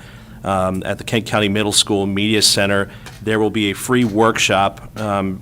Frank Cross will be speaking on rethinking attention deficit hyperactivity disorder, how to enhance the foundational strengths of the ADHD brain. So I would encourage those board members alike and also members of the public to attend. Since I've been on the board, I've been attending CCAC meetings for a long time, and it seems that every month and every year it's getting bigger, better, a lot of participants from near and far, and so it's just been a really great programming and really great asset and assistance to our parents. So I just want to thank that team, but also encourage those to attend. So thank you. Okay, we're moving on to Education Services. The first item in this portion 8 is the FFA overnight field trip. And as an officer is walking, thank you, FFA officers, for being patient. It's greatly appreciated. Good evening, President Getz, Dr. Couch, and board members. The purpose of this agenda item is to present information on a request for a student overnight field trip to the National Convention for Future Farmers of America Convention from October 25th to the 29th, 2022. So I'm going to go ahead and turn it over to Mr. Getz so that he can talk about what the purpose of that is and to be able to answer any questions for you. Thank you, Ms. Hempstead. Good evening, everyone. My name is Will Getz. For you guys that don't know, I'm the current FFA president of the local Kent County chapter, and we would like to go to National Convention to just illuminate our ideas in FFA. And for a lot of us, it's not something that people get to do all the time because a lot of people think it's just farming, and it's not anymore. It's kind of grown out of that egg. It's bigger than that. And so there's a lot of business expos, and there's a lot of also colleges that go to the National Convention as well. So if our team is mostly seniors, so if there's a school that is kind of someone's dream or they want to learn something more about, they can visit that and go from there with that. It's a 10-hour bus ride. It is fully covered by fundraising and alumni, and the Alumni Association is a huge part of this trip out there. And we plan to do this with our current officer staff and then our current upcoming officer staff. So there's a few people that we see in our upcoming future being a part of the FFA, so it makes up for a lot of that. So it's a good trip that we hopefully will have a lot of fun on. So, thank you. Mr. Getz, how many students will be going? 9. So 9. we're going to have 9 students and 3 guardians. Okay. All right. Are there Is- any more additional- questions? Please. And you may not know the answer, but Ms. Hemster might know. How much school will you miss, and is it considered So- excused absence? So we will be leaving the 25th through the 29th, and the 29th is a Saturday, I believe. So it should be 3 days, the 25th, 26th, and 27th, or 24, 4, one off. So Is it considered excused? Okay. I do not know that. No, I'm looking at your principal. Yes, it is. Okay. It is excused. Yes, it will be. When this is a question I think for Ms. Hemstetter, Yep. or whomever. Going to conferences is one thing, and bringing back that experience. But we hope that when you come back, that you will share this experience with the board. Yeah. So we can actually hear. We don't send students often out of the state to expose them as much as we should. but really want to hear what you've learned from the conference as well. Yeah, and we can do a follow-up meeting afterwards, and we can showcase some of those moments that we learned and kind of developed over. So we'll have the officer team back here to do that with you guys. And you said 3 chaperones? Yes, for non-students. Any additional questions? Okay, the administration is requesting approval for FFA students to attend the National Convention in Indianapolis, Indiana, from October 25th through the 29th, 2022. Do we have a motion to approve? I move that we approve for the FFA students to attend the National Convention in Indianapolis, Indiana from October 25th through the 29th, 2022. Do we have a second? I'll second. We have a second by Ms. McGee. The motion was by Mr. Johnson. Any further comments or questions? Okay, hearing none, we'll call for the vote. All those in favor? Aye. Aye. Any noes? And 1 abstention. So we have 4 yeses, and I'm abstaining because I am related to said president from FFA. Fair enough. The motion passes. Thank you to Ms. Hemstetter, to the FFA officers. Thank you for attending. I know that was a long, early meeting, but we appreciate you guys showing up, and we would love to hear what you bring back. Thank you. Thank you. Good luck. Have a good trip. Okay. Thank you, everyone. The next item on the agenda is the Middle School English Language Arts Program.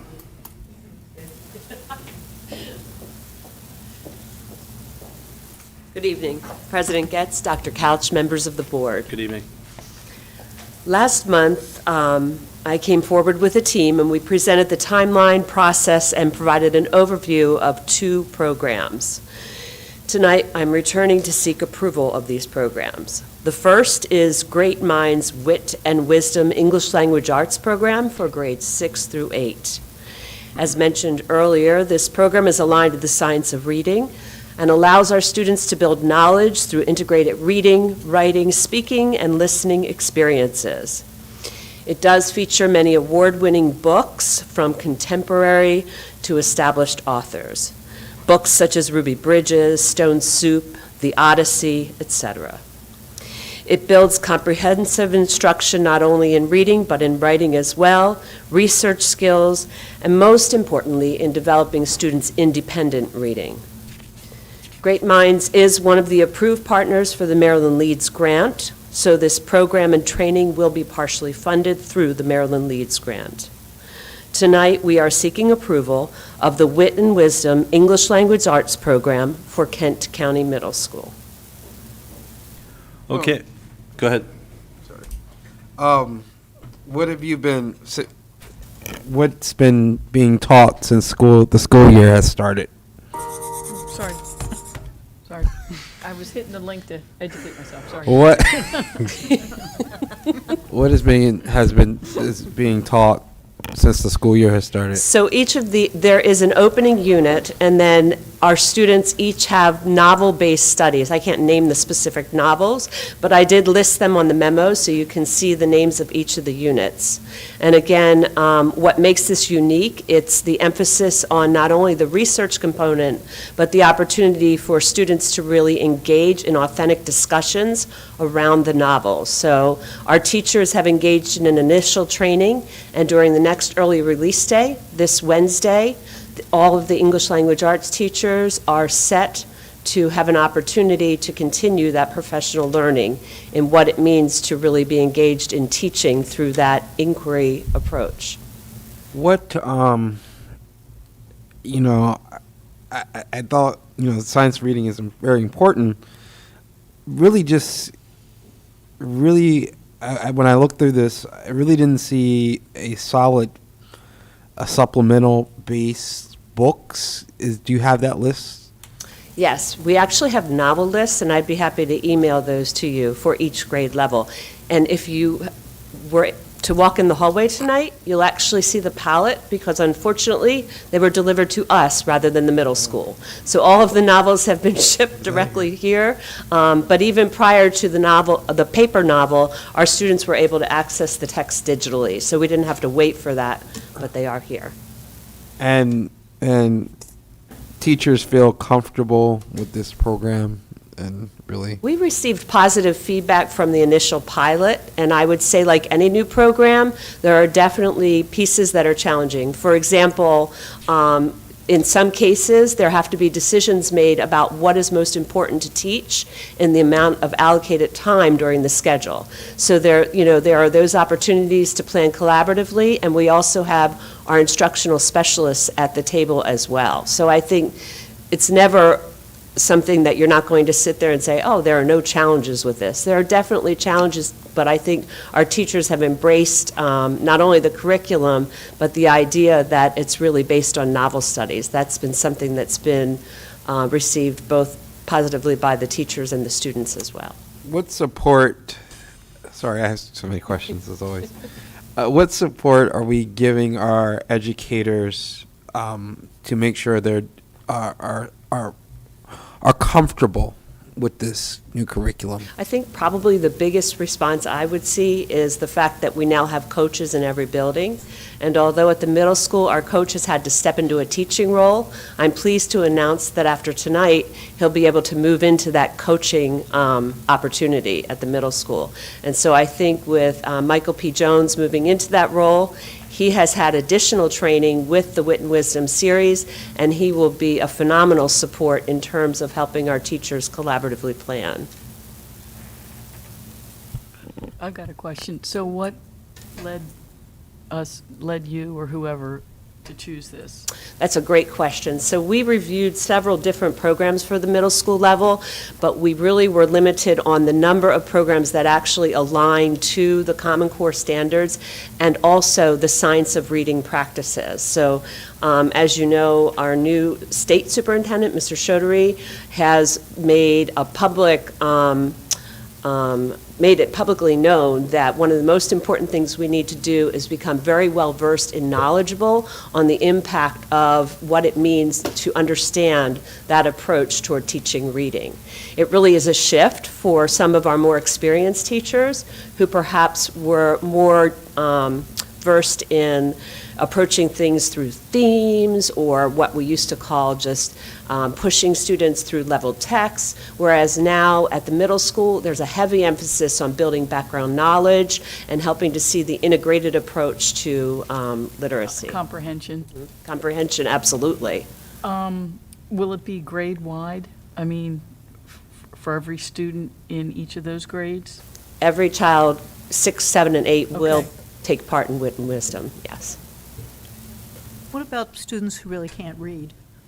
That's a great question. So there are differentiated units, and that's something that whenever you do a textbook review, we're required to look for various components as part of that process.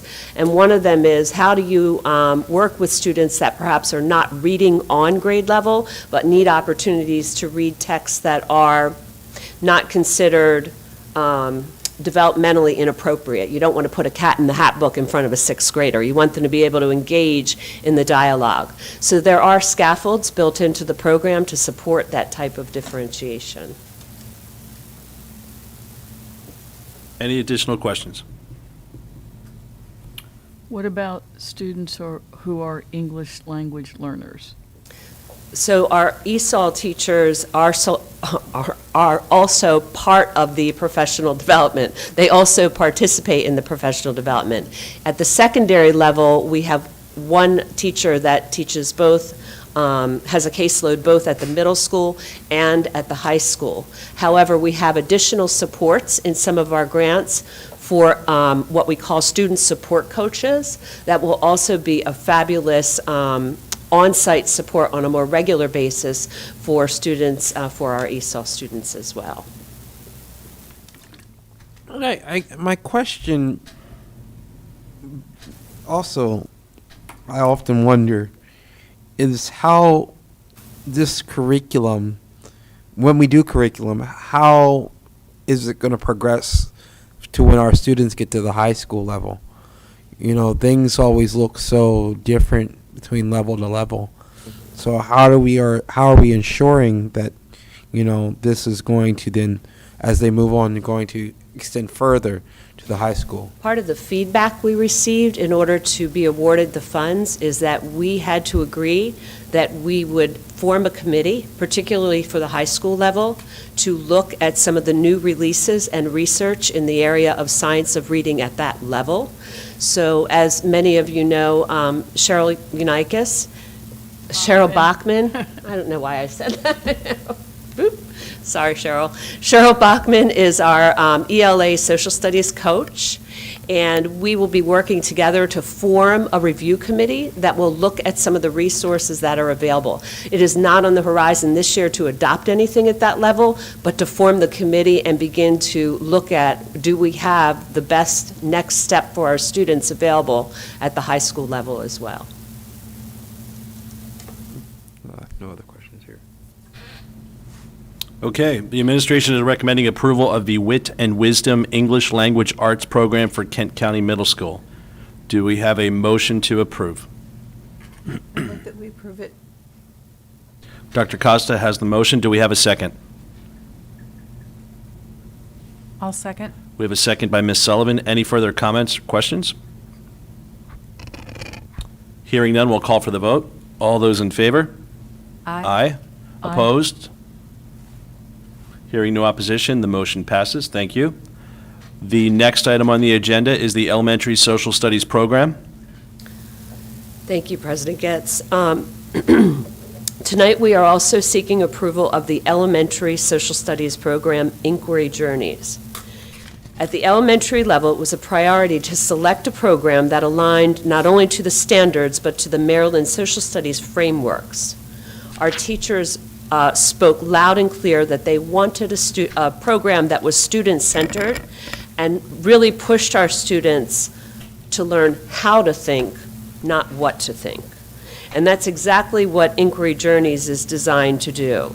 It's really about building student agency in their learning and allows the teachers to tap into their interest. We know that we have to continue to methodically update our programs across all levels and all content areas.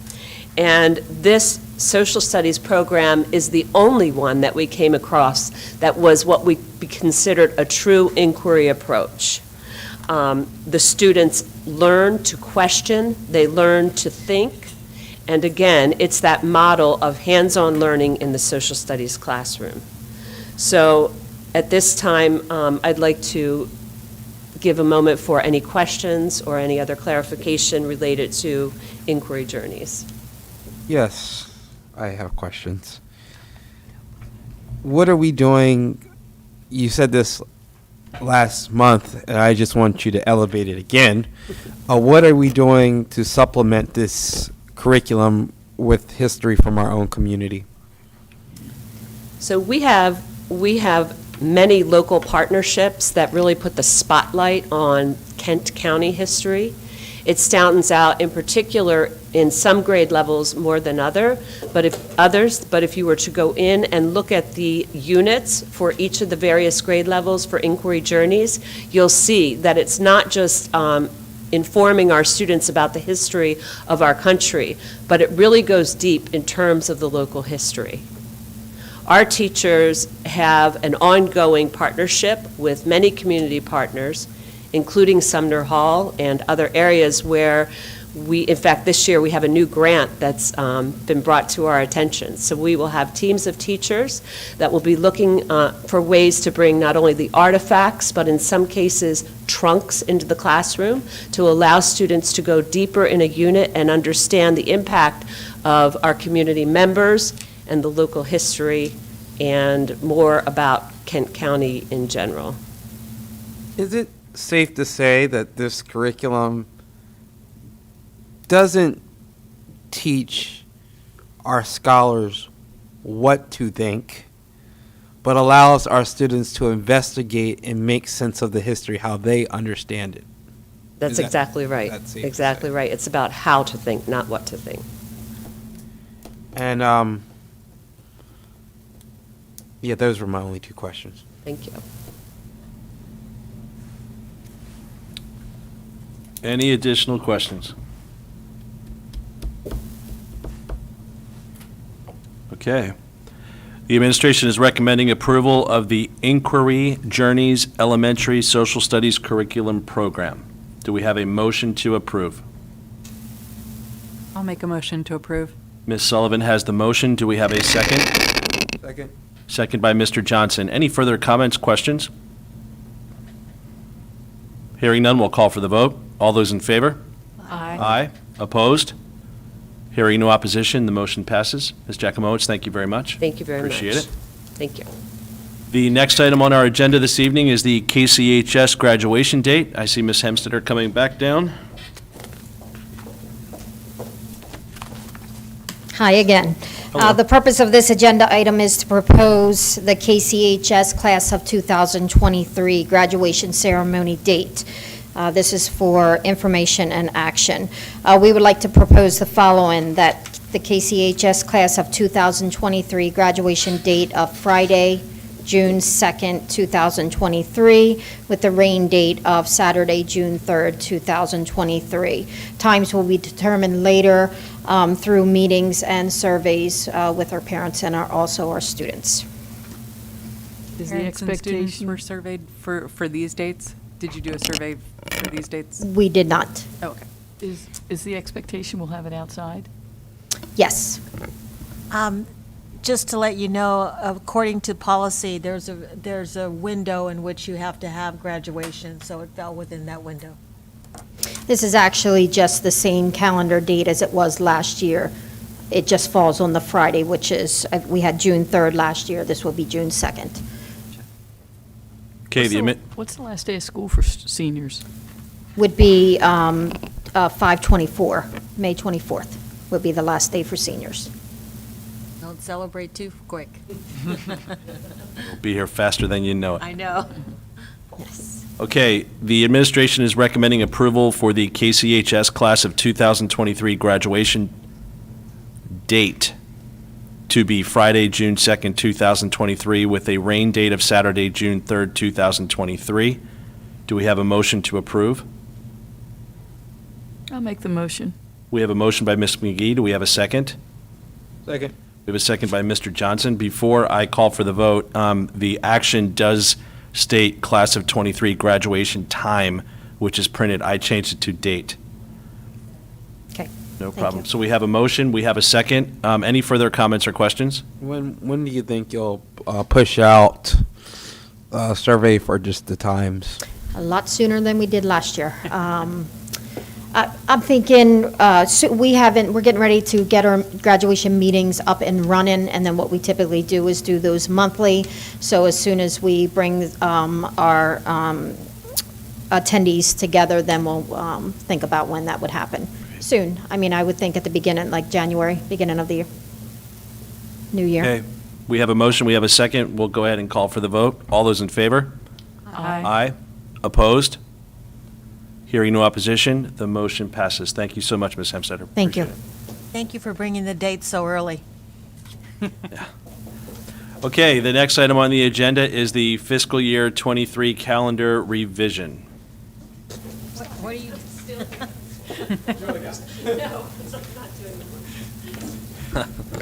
Thank you, President Getz, board members, Dr. Couch. This evening, before you, we have some proposed changes to the 2022-2023 school calendar. I have outlined these changes in the agenda. Obviously, the virtual day learning plan was brought forward and approved. But in addition, it has been brought to our attention that there was some language in two of the collective bargaining agreements for the admin and for the support staff, where if a scheduled holiday falls on a Saturday or Sunday, this school system should find a day that is convenient that will be granted in its place. So you will also see that we have attached a example template of all the proposed changes, which I will cover shortly for you. So going back to the virtual learning plan,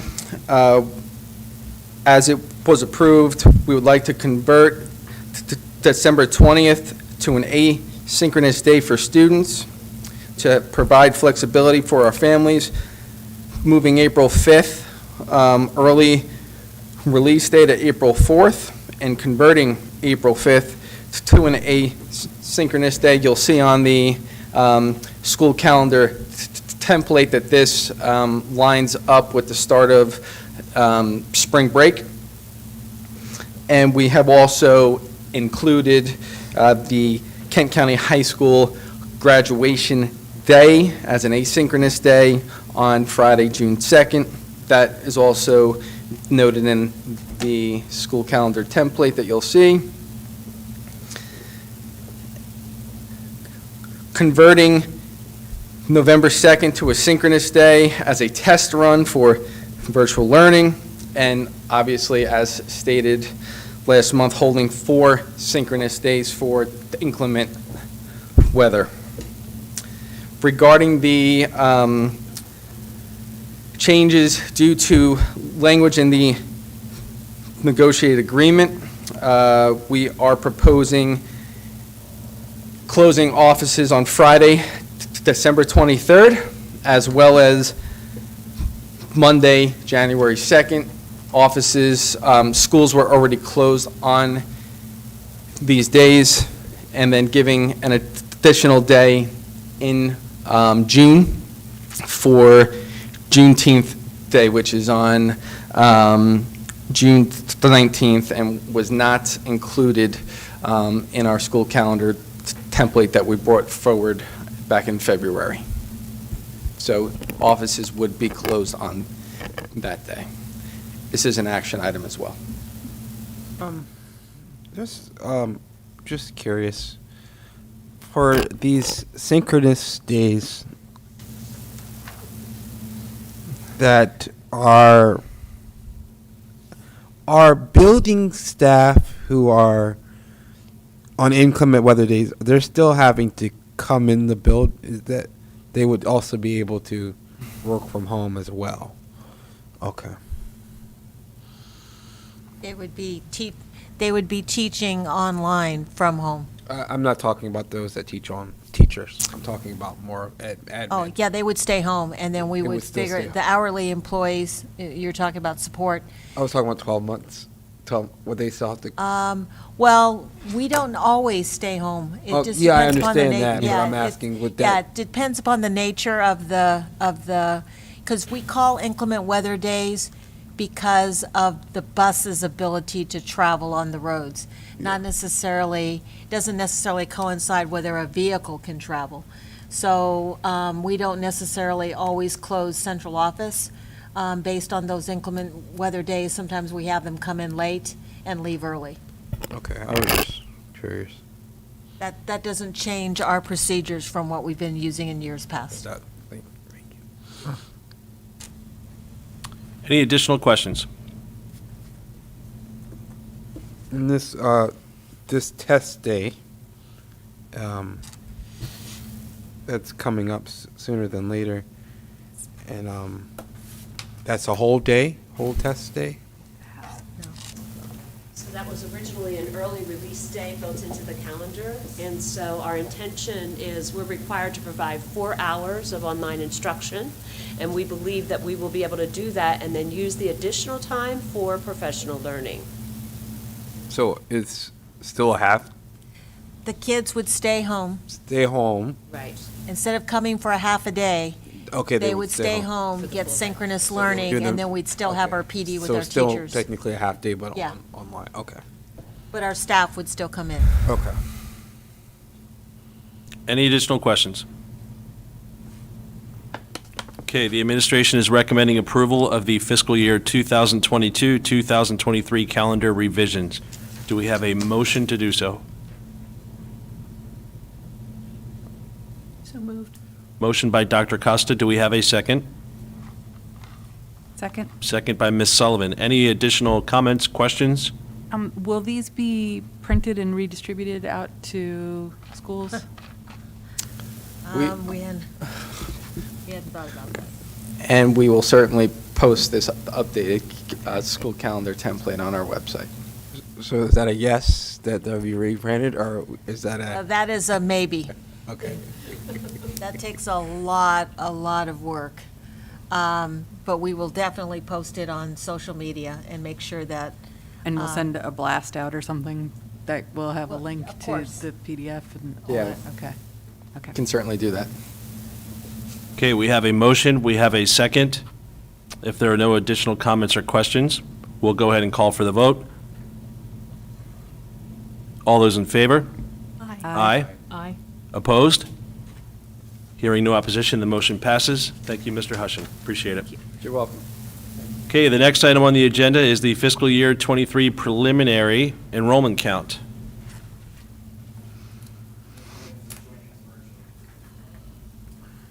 She is. yeah.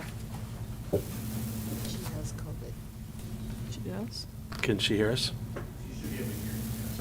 I can hear you. Can you hear me? Yes, thank you. Good evening, board members and Dr. Couch. So tonight, I just want to share with you again, as I do every September, those projections for our September enrollment. And obviously, the details come next month when we have a more finalized count for our September 30 enrollment. So here we go. On this first slide, we can't wait. Go here. On this first slide, you'll see that, every year we talk about if we just roll up numbers, what will it look like? And so, you can see that where we were projected to be fairly flat.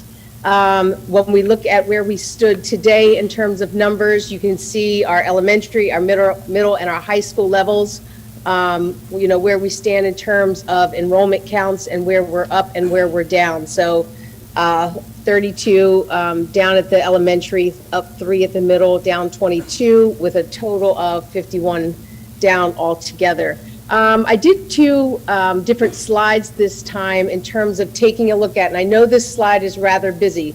This is really looking at your apples to apples comparison. So if we were just looking at K12 to K12 from last year to this year, that's where you can see that our number is down by 51.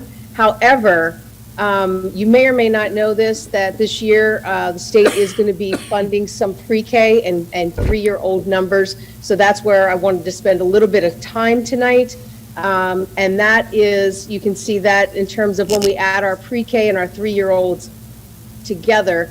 If you look at that last column, you can see at Galena, we're up 26, Garnett 38, Rock Hall Elementary 6. So for a total of an increased enrollment at the elementary level by 70 due to that pre-K enrollment. Again, the middle and the high stay with the same numbers, which puts us at about 51 kids above our projected enrollment from last year because of the new funding formula. I'm not sure, are there any questions for me? Yeah, it seems like a healthy increase. Is there any particular reason for that? Well, Trish, remember, you're seeing the increase because of the pre-K numbers now being included into that September enrollment. Okay. I know I went through this really quickly. So Any other questions? so I'm sorry, go ahead, Anthony. just to elevate, the first document, that's just kindergarten through 12th.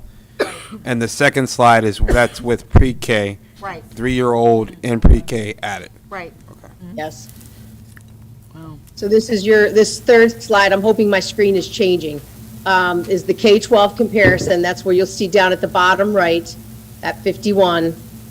And it just happens to turn out that it's 51 in both slides. 51 projected a loss and then 51 above when we count our pre-Kers in. Do you know, So Tracy, off ahead. the top of your head, what grade the biggest drop was in? I'm looking at the -12 at Galena, the -4 at Garnett, and the -16 at Rock Hall. Was there a specific grade where it seemed like the roll-up changed? I mean, without changing I have last year's PowerPoint on my laptop, obviously, but I'm afraid if I move it, I don't know that I'm technologically savvy enough to do that right now, but I can make sure that I have that information for you in October. And we made a lot of discussion around when we were talking about Garnett and around not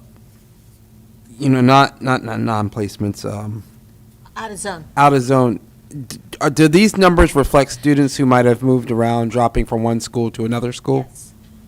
Okay. They do. I mean, they, in a sense, but I mean, yes. So in other words, if we had students that asked for an out-of-zone placement from Rock Hall to Garnett, they are already in Garnett's numbers and they are out of Rock Hall's numbers. Okay.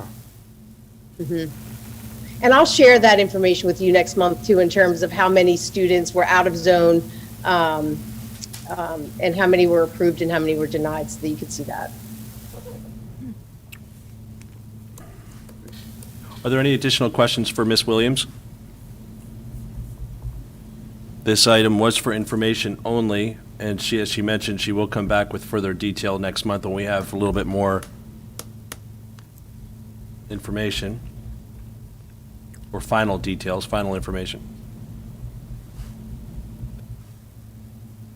Yes, so if you remember, next month I'll know, where students actually went, how many went to a private, how many went to homeschool, how many came back from private, those kind of numbers. I'll have all that for you next month. Okay. Okay, without any additional questions, Ms. Williams, thank you. This was for information only. We appreciate you joining us, and we'll see Thank you you. next month. Thank you. Thank you. Okay, the next item on the agenda is the policy, is that I? Curriculum and Instruction Manual. Ms. Jackamotes. Thank you. So, as you mentioned, this item is to share proposed revisions to Board Policy I. Board Policy I is now called Curriculum and Instruction Manual. This policy was adopted in 2002. And I'd like to just share a little bit of the history behind this policy. It won't take long, but just to kind of set the stage for the proposed changes. You may recall that in 2010, Maryland adopted the Common Core standards as part of the third wave of reform. And following that adoption, the state of Maryland had teams of educators, including many teachers and staff members from Kent County, participate in something called Educator Effectiveness Academies. And the intent of those academies were to really come together and develop model units and lessons that were aligned to the newly adopted Common Core standards. This was also the year that the Maryland Common Core framework was developed. And the framework was really essentially the content and the skills needed to meet those state standards. Both the standards and the framework serve as the foundation for the adoption in the year 2013 of the Maryland College and Career Ready standards and the Next Gen Science standards. Once they were adopted, a new revision of the framework was also designed for implementation of those standards. And then in the year 2017, MSDE established a process for designing, vetting local curriculum to ensure full alignment with the standards. The process and the tools were shared with school systems and included a new framework for developing and sustaining high-quality district curriculum. This resource, this framework, really replaced what's referenced in this policy as a manual. So there was, at one point, each system had their own locally developed manual, and that is now replaced with this framework that spells out exactly what needs to be included in a high-quality curriculum. I've outlined proposed edits to Policy I and shared those with the board. The proposed policy continues to hold administrators accountable for an ongoing cycle of curriculum development and program review. It is, as stated in the revised policy, the expectation that administration will continue to bring to you curriculum documents and courses of study for both review and approval on an ongoing basis. The changes in this policy tonight are being presented for your review and for information only. So with that, I'll just pause and see if there are any questions. Any questions for Ms. Jacomowitz? Yeah, it'll be brought back next month for approval. Okay. Thank you, Ms. Jacomowitz. Thank you very Appreciate much. it. Okay, the next portion of the meeting moves us into administrative services, and the first item in that section is expenditures revenue report. Ms. Stewart.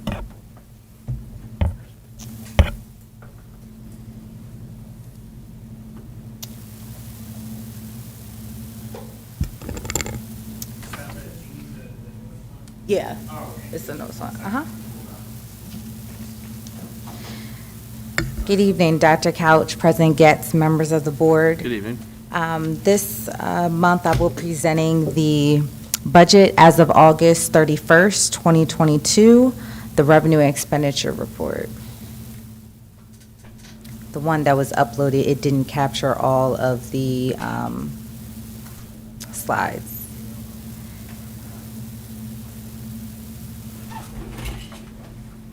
Yep, this is it. All right, awesome. So we're going to start off with revenues that have been received to date. For Fund 1, it is a total of $5.5 million. For Fund 3, $191,000. Fund 5, $652,000. Fund 7, 0, to bring us to a total for August 31st, $6,392,927.83. We move on to our current expense fund. To date, we have expended 64%. If you would notice in the highlighted column here, encumbrances and year-to-date expenditures, that's collective, and what is remaining in those budgets given the applicable category. We have our school construction, which this shows that 100% has been expended. However, it is those that what is encumbered for the anticipated costs for the roofing project. We go to food service. To date, we have expended about 42% in our food service, and most of what's encumbered are salaries and wages. And again, in this middle column, you will see the encumbrances and year-to-date expenditures. And then we have our restricted funds. We're still in the process of our audit, so hopefully by next month we will have we will also have the carryover grants from fiscal year 22 into 23, and that will add to our restricted funding sources. And then the last page just gives you an overall review of all receipts and expenditures to date, and kind of just maps out in a diagram as a snapshot of our funding sources for as of August 31st. Any questions? Ms. Stewart, I have a question on food service. With all of the issues that were still wrapped around COVID and kind of food supply and shortages from suppliers and et cetera, have we as a system, if we order a hamburger and it's not delivered because the supplier has a shortage, I mean, have we been affected by those food shortages and had to kind of, I'm only saying it because I see it in my personal, on the personal side where it's still ugly from a food supply standpoint. So I'm just wondering how that's affected the public school system. Yes, it has. However, we are working with Fiscal, and Angie, the support supervisor that we just hired. She's been doing a great job with contacting Fiscal. We were given ahead of time what those substitutes are in some cases. In those cases, she tried to get ahead of that, but to be honest, some of the items that we're thinking, okay, is going to be available, it's not. So we're having to find substitutes or different avenues or last-minute vendors to be able to supplement for that. Yeah, thank you. I just know that I've seen it, and, cream cheese was not in supply for almost 18 months, and that was exactly what it was in Acme and Chestertown. So And we have to stay on top of it as well, because another issue is the dated items. Yeah. There are some food items, and we're telling our food service teams, make sure you're checking those items. Right. And we make sure that we communicate that with Cisco as our vendor as well. Thank you, I appreciate it. No How problem. how are we managing, because the cost of food keeps going up and we didn't raise our prices?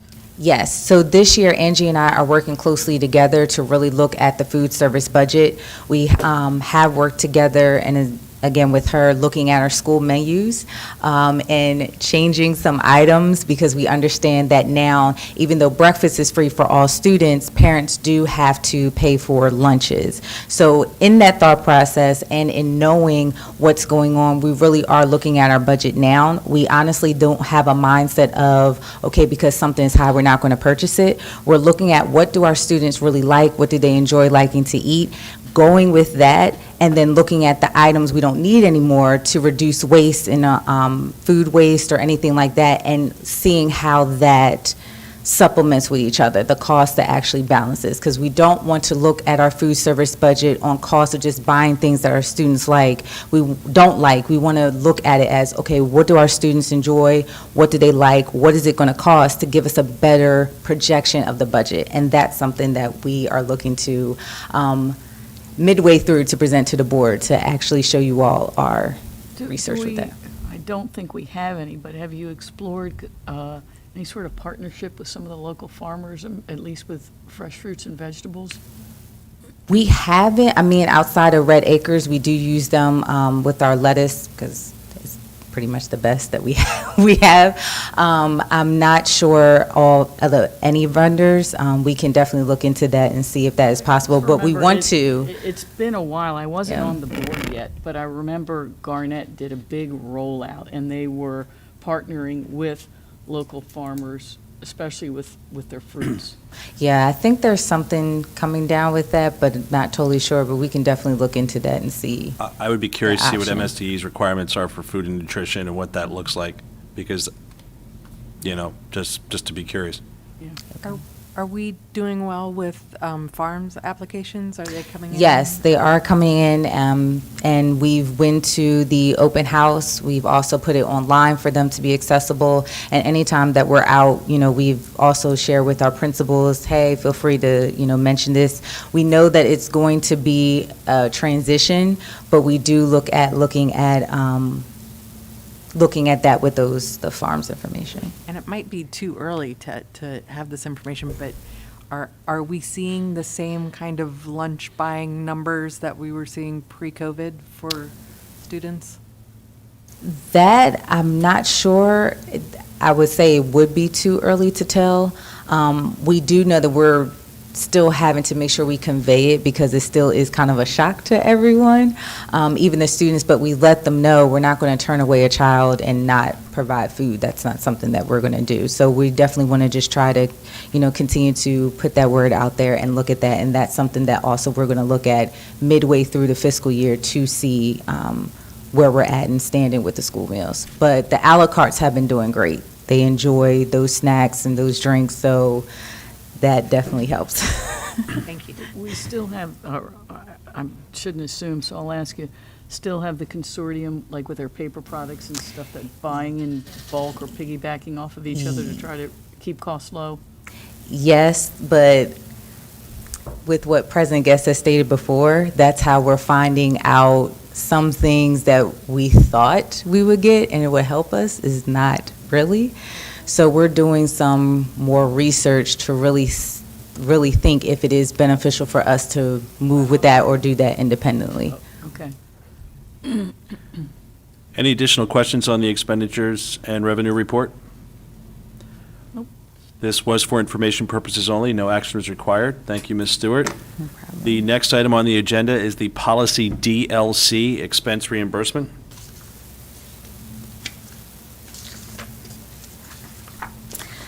All right, so for this policy, we're just bringing it to the board tonight as for review purposes only, and then next month we will bring it back to you for approval.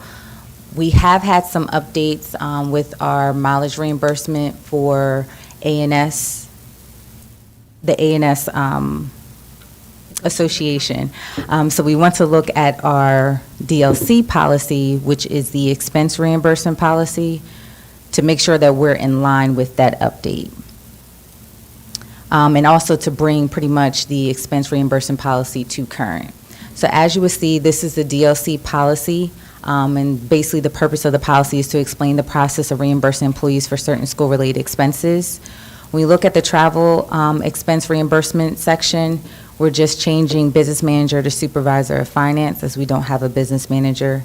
And then if you scroll down before, it stated that the mileage rate was to be approved by the board within state limitations. Right now, we reimburse mileage per the U.S. Internal Revenue Service. So that's what we want to reflect in the DLS policy to update. And then also add the language of any mileage reimbursement updated in the negotiated agreements for that specified fiscal year will be adhered to and reimbursed through payroll. Okay. That was also for information purposes only, no action required. Are there any questions? Not hearing any, we'll move on to Procedure 800-53, mileage reimbursement update.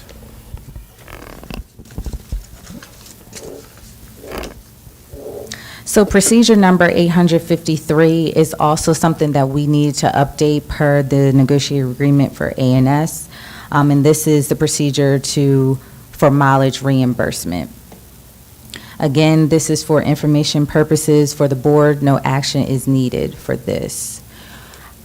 In review of this procedure, it was tied to policy EEA, which is related to transporting students. So we felt as though that was not really an applicable policy to have the mileage reimbursement related to how you're supposed to transport students. So this procedure will also update to reflect the DLC policy, which would be more sound for this procedure. In the first part of this procedure, mileage reimbursement for ANS personnel in county travel is what is going to be added. The Part A that you see here is basically what was negotiated for fiscal year the 2022 to 2023 fiscal year for ANS negotiating agreement.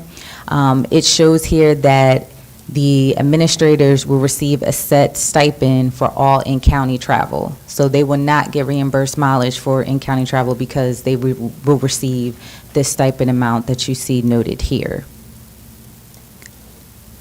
We've crossed out the required attendance at any function in county, so anything that was related to in-county, removing that. And then creating another subsection that basically states the mileage reimbursement for all other employees and out-of-county travel for ANS personnel. As you can see, what would be the new point A, B, C, and D were already noted in our procedure. We're removing the county council PTA meetings, the local school evening PTA meetings. We're updating what will be the new E. We have now interscholastic sports at the middle school, so we've added KCMS along with KCHS. And again, anything that's stated in county travel, we have removed from the procedure.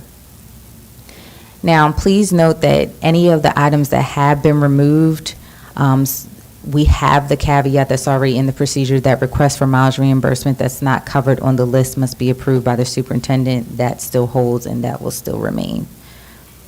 And then the change from accounts payable to the finance department. For the in-county travel listing, will that need to be, the policy will need to be updated based on whatever the negotiated agreement is? So that will need to be updated regularly, or? Yeah, I was thinking about that myself, and that was one of the things I jotted down to ask. Because if we're that specific about stating it's the 22-23 negotiated agreement, then that means you're going to have to update it every single year to reflect the 23-24, the 24-25. Gotcha. So you might just say, as per the ANS negotiated agreement. Okay. I can definitely make that change. What I don't see, and I'm just curious, is, say, for example, we do have some administrators driving board cars. What do we do? What does the school system do in the case that car might break down and no other car is available? Do they then say they have out-of-county travel? Do they will then submit a reimbursement if they have to take their own personal car? Yes, for out-of-county travel, should a situation happen like that. And the other time that they're able to submit reimbursement for out-of-county travel is if there's no board card available. And then I just had a question about staff that requests to use the cars for out-of-county travel. Do they have to be trained in the vehicle, or can they just pick up the vehicle like if they were picking up a rental car? Or is that... They just pick up Not the vehicle yet. and go. How often, do you know how often that happens here in the county? Well, we have a board car here, and it's used regularly, but I couldn't tell you. I mean, I know Mr. Hushin has used it. I know Ms. Giacomowitz has used it on occasion. It just depends. I mean, many of them just take their own vehicles. Okay. Any additional questions? Okay, this memo was for information purposes only. No action was required. I'm assuming, Ms. Stewart, you'll be bringing that back next month? Not the procedure. Not the procedure. I'm sorry, not the procedure. Thank you.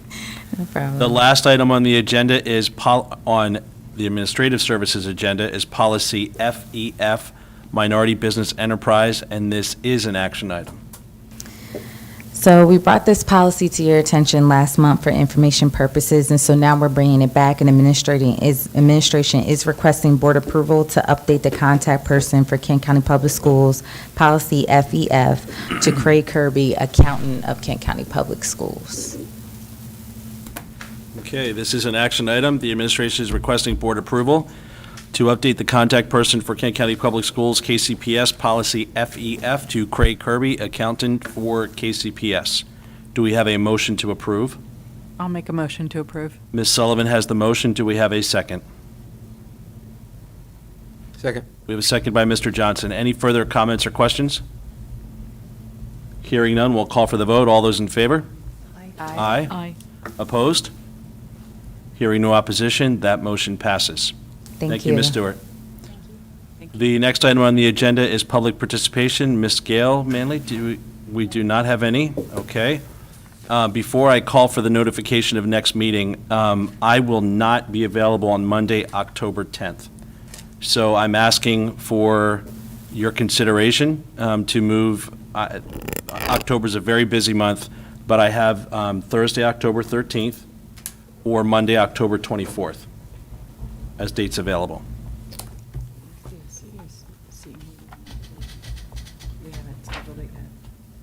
Yeah, what? No, I was asking The when the October CSC CAC meeting in October was. It's been scheduled yet. When is the convention? It's The 8th, the 6th to the 8th or something like Yeah. that, yeah. I mean, I do, The 13th is a Thursday, and then what other date? the 24th, Monday. 24th is a Monday. And I do apologize, I have a hard conflict that I can't change. In the League of- Or you can have the meeting and not have me here. There's some strong schools. What's that? What day did you say? October 13th, which is a Thursday, or Monday, October 24th. It would give us a little bit of a spread of time to the 24th, but I think we should have it as close to the usual date as possible, rather than wait till the 24th. you're recommending the 13th. I would. Okay. Any other feedback? I could do either date. I hesitate to go so long to wait till the 24th. It seems like a long time. Yeah, I was just giving you the options that I have. I mean, not including Fridays or Saturdays or Sundays. Yeah, I could do the 13th. Okay. I would prefer the 13th as well. Okay, great. Okay, so that being said, thank you all for your consideration and input. I appreciate that. It's very rare that I have to do that, but I just really appreciate it. So that being said, the notification of the next meeting. The next meeting of the Board of Education of Kent County will be held on Thursday, October 13th, 2022, beginning at 5:30 p.m. with the open session. Open session will be immediately followed by the board members going into closed session. The open session will resume at 6:30 p.m. This meeting will be located at the administrative building in the boardroom at 5608 Boundary Avenue. This room in Rock Hall, Maryland, 21661. The last item on the agenda is to adjourn. The administration is recommending approval to adjourn this meeting. Do we have a motion to do so? Before we do that, I just want to also remind everyone the Citizens Advisory Committee meeting, again, is next Monday, the 19th at 5:30. Okay. Thank you. Do we have a motion to adjourn? We adjourn. Mr. Johnson has the motion to adjourn. Do we have a second? Second. Second by Ms. Sullivan. Anyone want to stay longer? Hearing no comments, we'll go ahead and call for the vote. All those in favor? Aye. Aye. Opposed? Hearing no